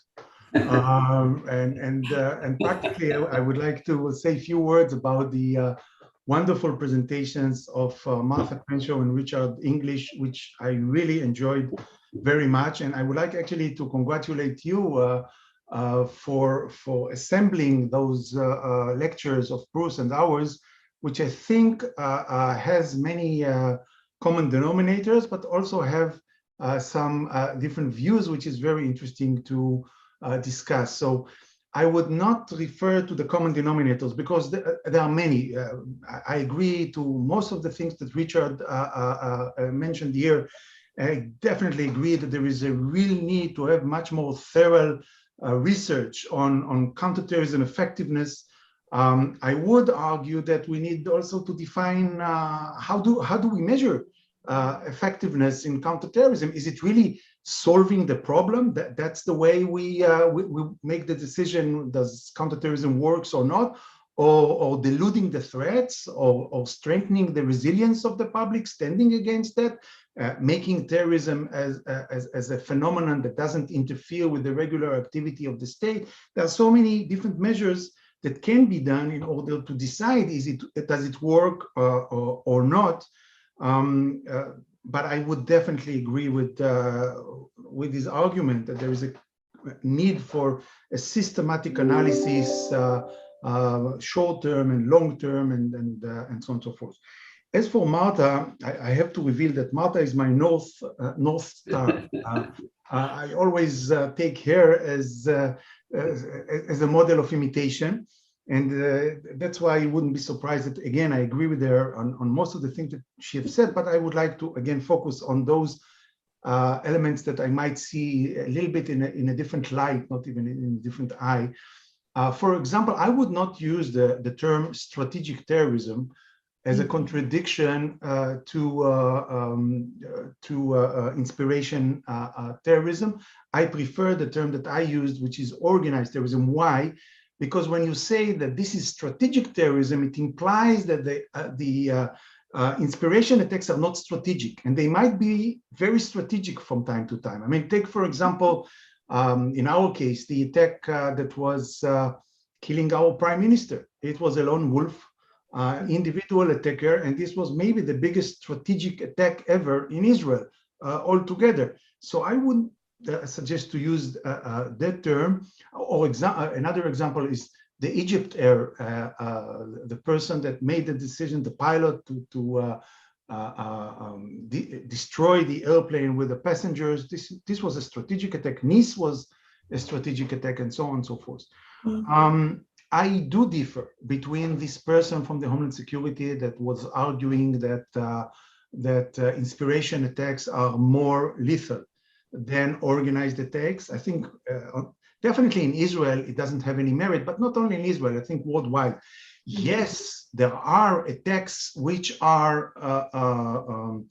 causing many, many casualties. Nice is an example. Christchurch is an example, and so many other examples. But all in all, there is no comparison. Just to give you one factual information, the biggest wave of lone wolves attacks, individual attackers in Israel, was between 2015 to 2017. In this period of time of less than 2 years, we had 500 attacks. If you count the number of casualties altogether in those 500 attacks, it's not even coming closer to 4 or 5 suicide attacks that occurred in Israel altogether. So I do believe that, with no doubt, that organized attacks are more lethal altogether. The last thing I would say in this regard is that I wouldn't argue that only the what you call the strategic attacks or strategic attackers, the terrorists, organized terrorists, are trying to inspire others. We know the imitation effect in lone wolf attacks, and this is a consideration that those terrorist lone wolf attackers has in mind. The best example would be, not from Israel, would be Brenton Tarrant. If you read the manifesto of Brenton Tarrant in Christchurch, he's saying the whole reason of the attack was to inspire others to raise against this threat to the white race and so on and so forth.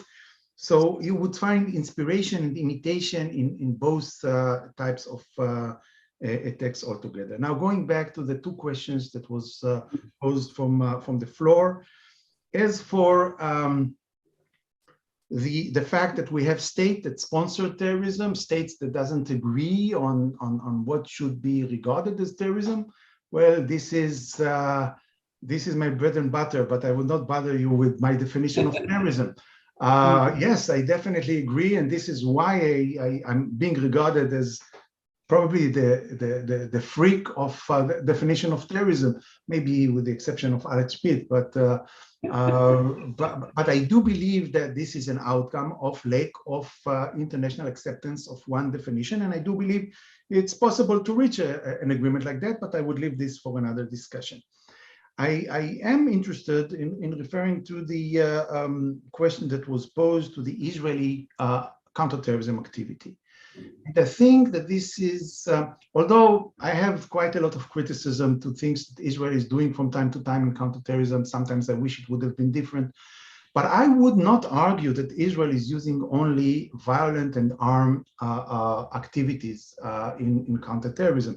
I think the biggest counterterrorism step ever that was done by Israel, this is the most non-violent activity, and this is signing the Oslo Accords with the Fatah organization. Fatah, a Palestinian leading terrorist organization. Israel was ready to sign the agreement with the Fatah in 1992, and until today, Fatah is almost inactive in conducting terrorist attacks. The main problem that Israel has in reference to other terrorist organizations, such as Hamas, such as Hezbollah, such as Palestinian Islamic Jihad, and so on and so forth, that unlike Fatah, at least in 1992, they do not recognize the right of Israel to exist. And when you have an enemy that actually would like to eradicate you, no, it's not to quarrel on territories or prestige or money or resources. No, they want to eradicate you. You find yourself in need to do whatever is possible to defend yourself, and that leads you to armed activities and those types of activities. I do wish to live to see the day that Hamas and Palestinian Islamic Jihad will abandon the goal of destroying Israel, and then I tend to believe that Israel will be the first one to sign those types of agreement, taking a lot of risks, as we did. By the way, in 1992, the Oslo Accords led to the worst wave of terrorism ever in Israel and to the rise of suicide attacks. We didn't have one suicide attack before signing the agreement with the Fatah organization. But still, I think that Israel should take those risks if they have a partner for the tango dance. Thank you so much. So, Professor English. Thanks very much. In response to those questions and points, I'll make 4 brief observations. On the question that was asked about state support for terrorists elsewhere, this is a dangerous business. And one of the reasons it's dangerous is something I referred to in terms of the long-term and therefore unpredictable and contingent outcomes. What can seem like a very useful way of thwarting an opponent through the funding or supporting of terrorists elsewhere can come back to bite you, as various states have found, very famously in terms of some of the work that was done in Afghanistan in the 1980s. But there are other examples too. So I think it's a very risky strategy and one which I would be very cautious about. The second point I'd make is I thought Martha's excellent analysis of the potential for inspired terrorism to go in lots of different directions. I mean, one really important debate, if people are looking for future research projects, is the degree to which terrorist activity can prompt things which are more major. So there is some work recently, people like Barbara Walter at UCSD arguing about the extent to which there's the danger of there being the ignition of a civil war in the United States. I tend to think there probably isn't as much of a danger as that book suggests, although I think it's a very valuable book. But it is one of those things that we've seen in previous cases where terrorist violence often involves things that can prompt and bleed over into other kinds of violence, civil war, insurgency, and so forth. And I think that's when it can become even more significant historically.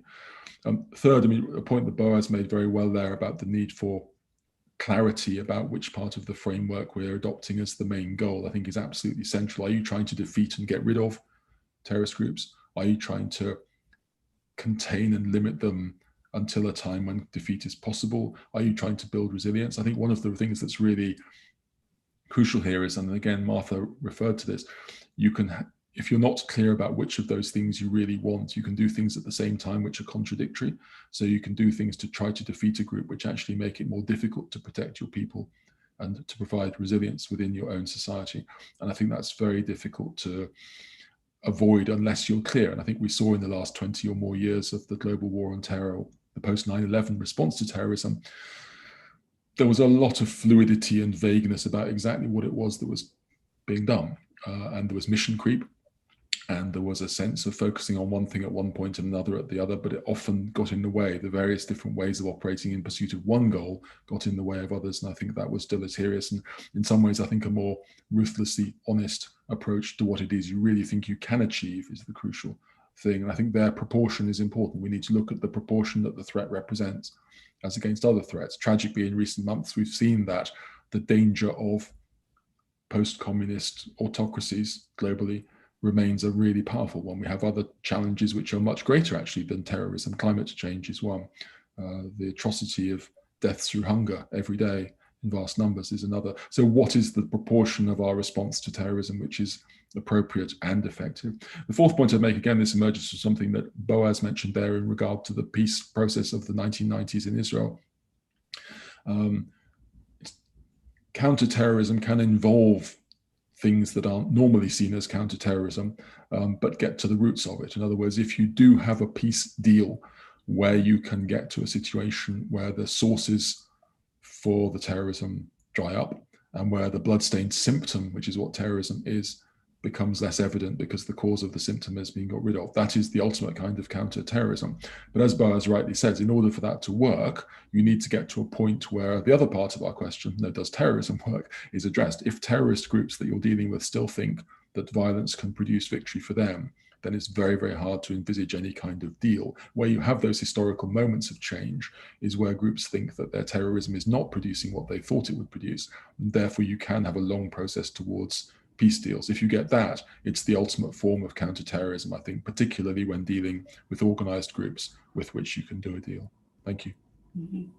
Thank you so much. Professor Crenshaw. I'll try to be brief. These are really interesting questions, interesting observations here. I'll just talk first about state sponsorship of terrorism. This has been a problem for many, many years since the international community first began to be interested in terrorism in the late 1960s and early 1970s. Initially, it was the Soviet Union that was regarded as the main state sponsor of terrorism. And obviously that has sort of spread.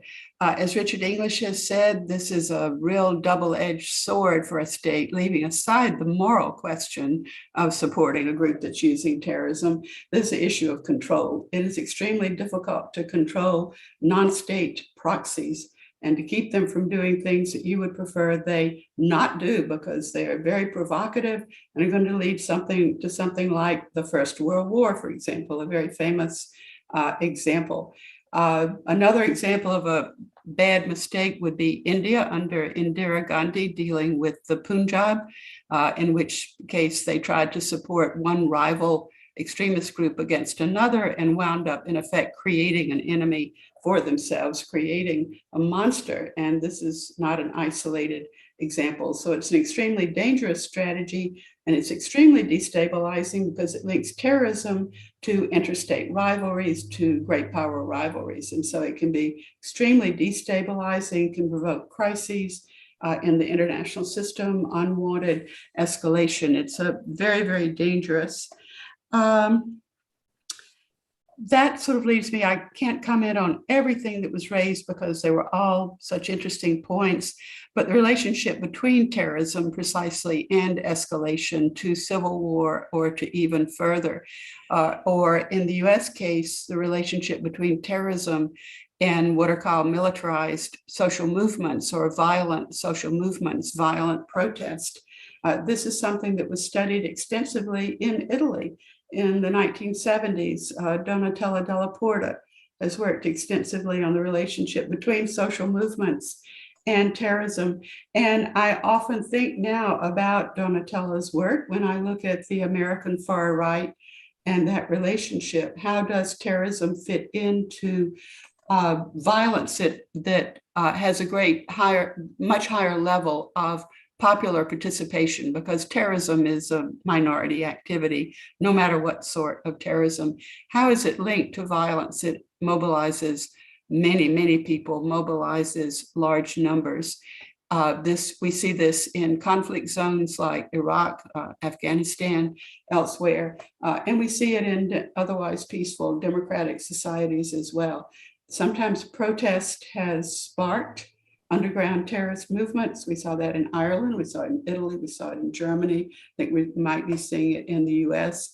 Other times the causal dynamic works other ways. In developing countries, jihadist groups in particular have proved very adept at taking advantage of local fissures, local cleavages, local grievances to, in effect, exploit them and insinuate themselves into what was at the outset a local conflict, which has led to much higher levels of violence and more internationalization of the violence, as, for example, violence spread from Algeria to Mali and then to the surrounding Sahel and North and West Africa. So that is a very real danger of terrorism that goes beyond simply, can we defeat a terrorist organization or persuade would-be inspired terrorists from acting through increasing societal resilience. And I've argued probably in vain that we really need to link terrorism to other forms of violence, such as civil war. I tend to agree with Richard English and disagree with Barbara Walter that we're on the verge of a civil war here in the United States. But it's certainly something worth discussing. And just one final point about peace processes, and it's a huge question, when do they work? When do they work? And when is it that terrorism and terrorist groups can act as spoilers, and thus, as the aftermath of Oslo, in effect, by reacting against the peace accord, in effect, destroy its very foundations and destroy confidence in the peace process, before the peace process has had time to have the effect of altering people's attitudes and expectations and their awareness that peace would bring benefits to their lives and therefore to come to prefer peace to violence. If the extremist minority can interrupt that process, then the effects of the peace process, however promising, are thwarted. I hate to end on a pessimistic note, but it is something worth thinking about. Thank you so much. So maybe we have a few minutes again, so maybe we can collect some more questions. if there are any from the audience. We have, yeah, a couple of questions there, one there, and there is also another question from the public, from the audience from home. Would you like, yeah, thank you, come here.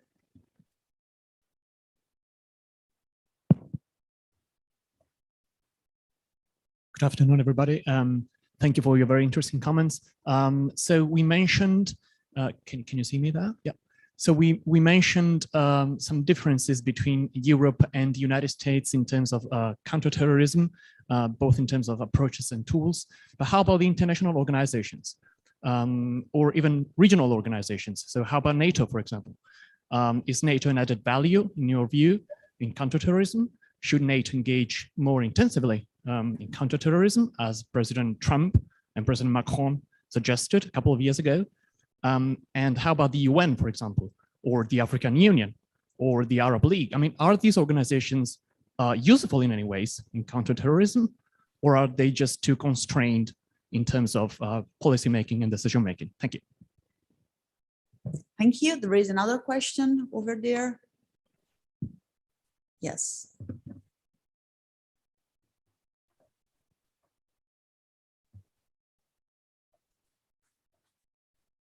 So first of all, I'm a little bit here. So, yeah, but here is closer. So, okay. So first of all, thank you very much for the lecture and the amazing points that has been brought on. My question would be specifically concerning internal terrorism. And if we're not talking about continuous and cycle, I would say, because at least for me, what I see is that especially concerning internal terrorism, we're talking about people that want to be heard, wants to be seen. And a lot of the time, this is not possible. So the radicalization actually comes from this idea of like not being seen, not being heard, especially when we're talking about Europe. I think in many contexts, this can be seen. And then my question would be, basically, when we most of the time when we are taking counterterrorism actions, sometimes we even suppress more rights. And isn't it like a cycle? Because by suppressing more rights, you have less possibility of also being heard and being seen in society. So that would be my question, and what can be done? Thank you very much. thank you. There is a question also from the audience from home. Which is the following. We are used to think that criminals suffer from mental disorder or something like that. However, you have said, it refers to Professor Ganor, you have said that terrorists can be considered as criminals, but they are rational and have motivation behind their attacks. Can we say the same thing for lone wolves, even if they have some psychological problem? Are they really real terrorists? And I would add, if I can, a question as well. So actually, in the last few years, 5, 6 years, I worked on the European state response against Arab-Palestinian terrorism during the Cold War. So what I found is that, trying to summarize very briefly the research, is that some European states, such as, for example, for sure Italy, but also France, probably Austria and Germany, were open and opened a deal with terrorists and with those countries which use terrorism as a tool of diplomacy of coercion. So if you like to use the category that Richard English proposed, if I'm not wrong, can we say that European countries reach a partial strategic victory against this kind of terrorism? So Arab-Palestinian terrorists in terms of stopping terrorist attacks. And this kind of strategy work in a short run, but I wonder what this could have taught to Islamist terrorists. Did they, teach that terrorism worked? So in the long term, just, considering again English category, we can say that in the long term, there is no strategic victory against the terrorism using dialogue and inclusion. This is quite provocative, maybe, but I'm trying to, go ahead with the discussion. Thank you so much. Now, who is going to answer? Obviously. So I guess that maybe we can use the opposite order. So I let first Professor Crenshaw to answer.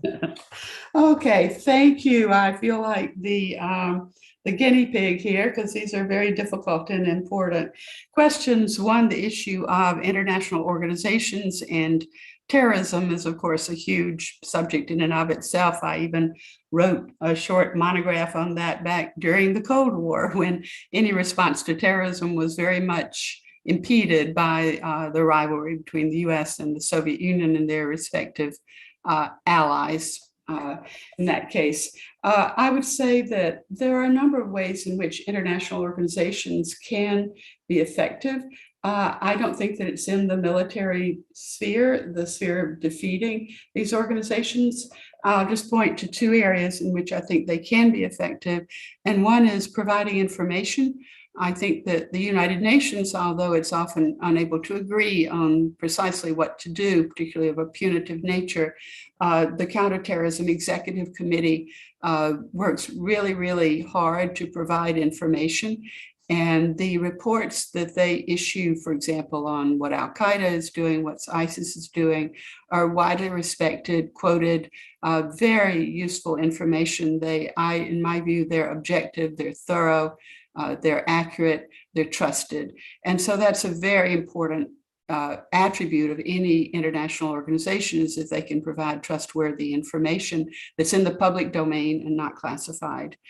Second, in terms of the UN, in particular, peacekeeping operations, if we agree that in conflict-torn, fragile societies, that terrorism is often linked with civil war and with other causes of enormous social disruption, then peacekeeping operations by the UN can be extremely important in at least maintaining some sort of stability while the political processes are worked out, at least preventing some civilian death.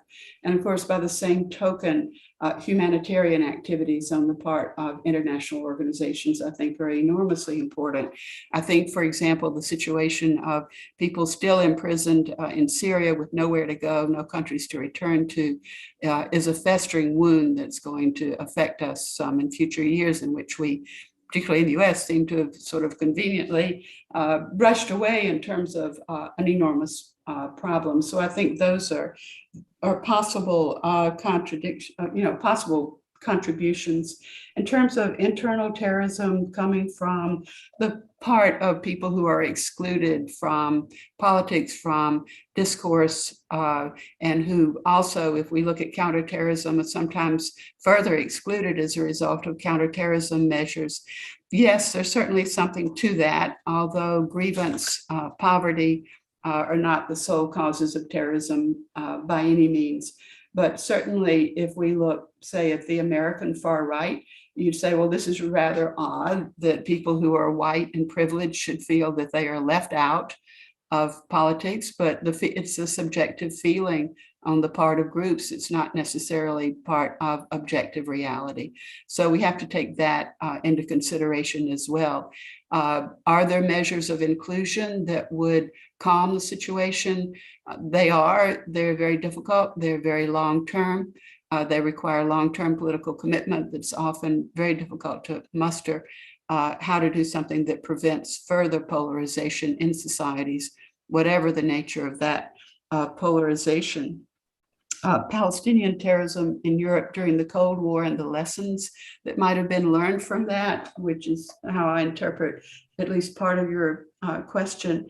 I don't know. It is certainly the case that I take the case of France, with all due respect, where France was tolerant of Palestinian activities for a long time, as long as they didn't directly attack France.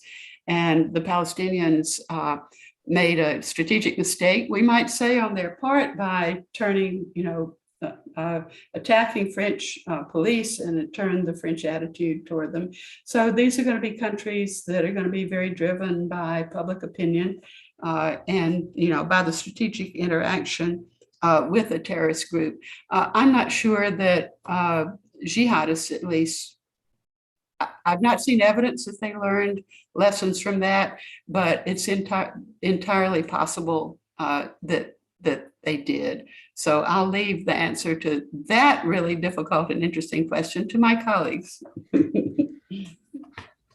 Thanks, Martha. So great questions again. Let me again offer thoughts on 4 points that have emerged. On the international organizations, I think one example I would look at would be the way in which after 9/11, the European Union tried to act more as an actor in the realm of counterterrorism.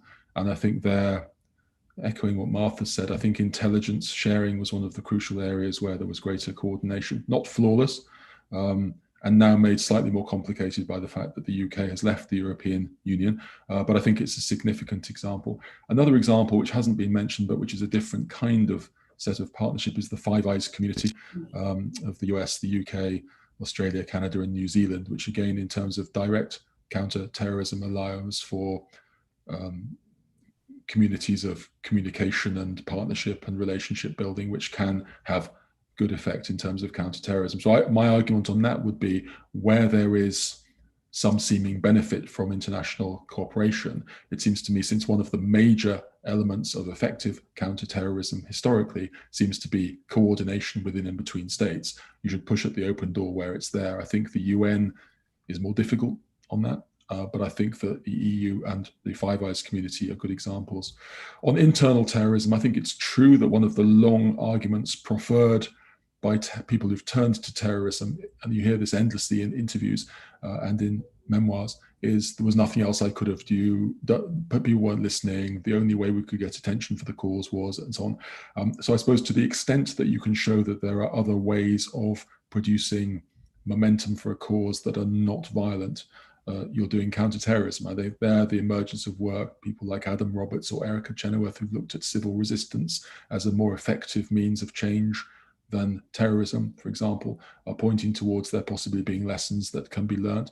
And in some ways, it seems to me the crisis of terrorism is one, it's the best time to deal with crises of terrorism is between them rather than when they jump up at you. And in a way, if you can make sure there are routes by means of which people can pursue grievances effectively or meaningfully without violence, that they can be heard, they can be addressed, all the better. So that would be my view on that. But of course, it's difficult because politicians are dealing with a crisis that's jumped at them rather than having the luxury of dealing with things that might jump in the future, and I accept that. The Palestinians and European responses is a really great question. I think it is a partial strategic success.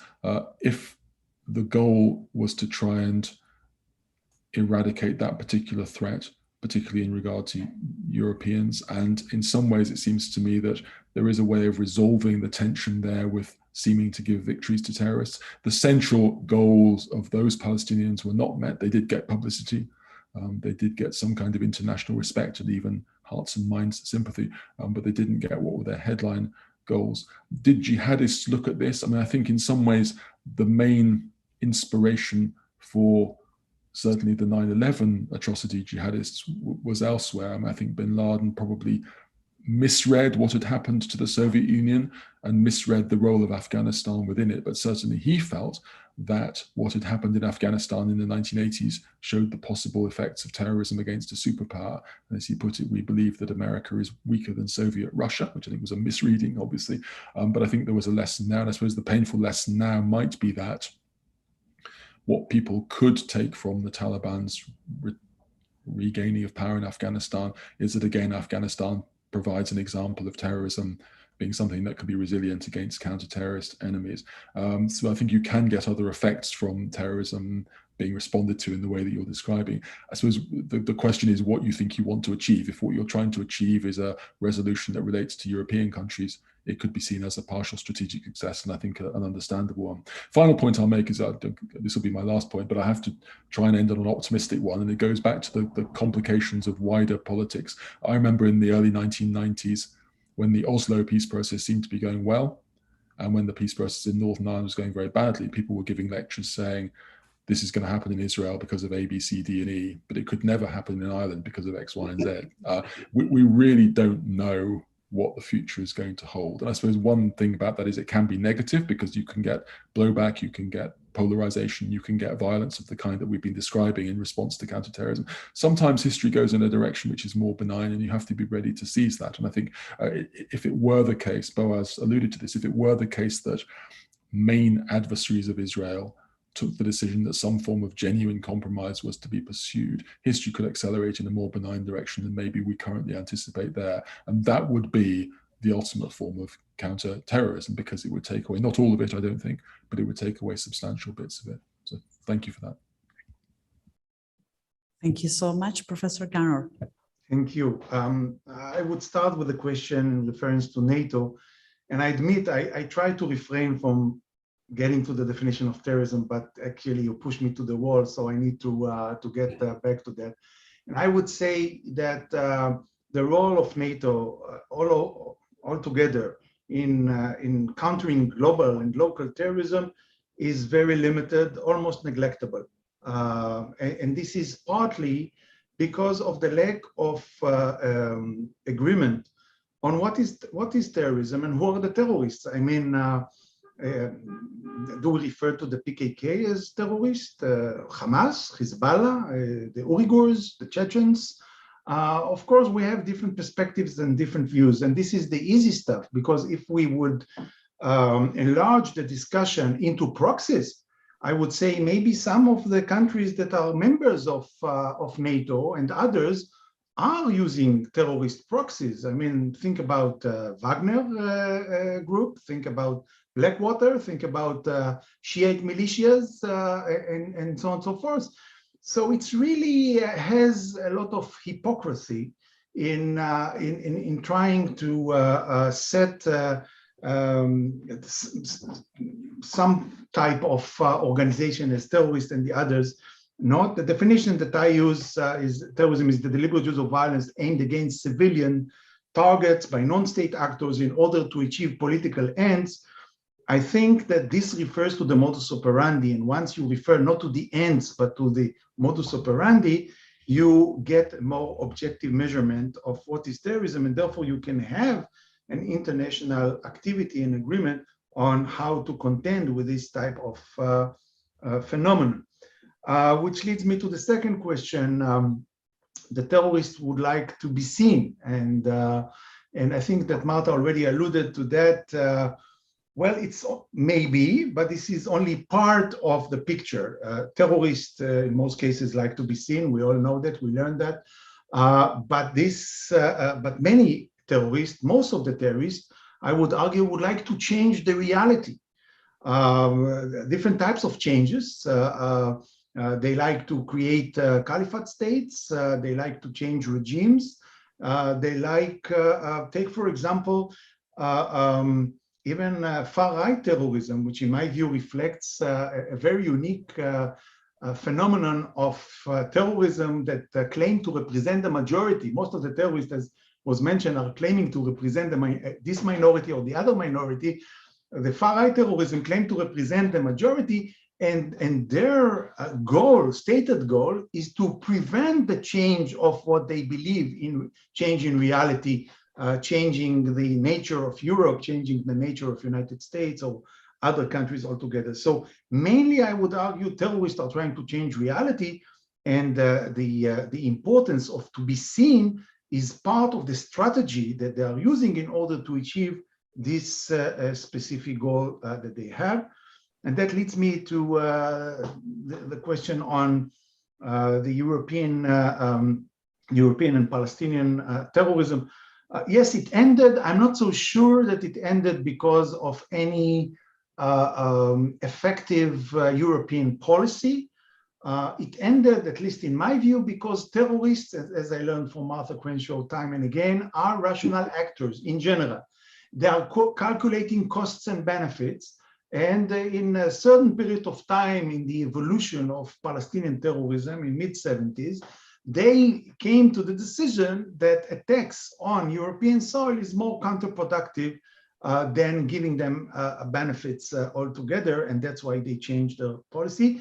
The bad news is that I think that this calculus, rational calculus of cost and benefit, can be changed in the future in reference to the Palestinians or other organizations. This is not one-way analysis. It's definitely two-end swords altogether.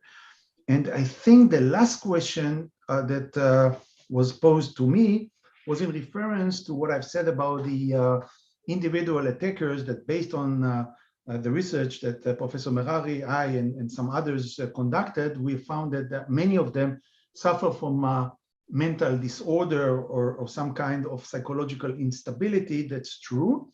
But I would say that this is not true to the organized, or what Marta is calling strategic terrorists. There you would find much less problems of mental instability or borderlines and so on and so forth. By the way, it's another research that Merari and myself conducted 15 years ago in the prison, and when we compare the notes, back then we did it with organized terrorists, now we did it with lone wolves. Huge difference between the two. The second thing I would say about that is referred to the sub-question. So if they are suffering from mental disorder, maybe they're not terrorists, or we should not refer to them as terrorists, and that's a fair question. And I would say that the answer to that would be leaning on the common legal approaches. I mean, if you take, again, going back to regular so-called crime, the legal measurement, if you can bring those criminals to court and judge them and prosecute them, is the question, are they responsible for what they do? Can they differ between right and wrong? Do they have this ability to have self-judgment? If the answer is yes, even if they're borderlines or if they suffer from this or the other mental or psychological disturbance, still they would be prosecuted. Still, we need to refer to them as terrorists. If the answer that no, they don't have this ability to judge between right and wrong, that's a different ballgame. I wouldn't refer to them as terrorists. So thank you so much for providing such insightful answers. I really enjoyed this session, and I warmly thank you. It was, I would stay here for another couple of hours, but it's not possible. So thank you so much for joining us. It was a great experience. Really having you all together is really precious for us. So thank you again. Thank you. Thank you.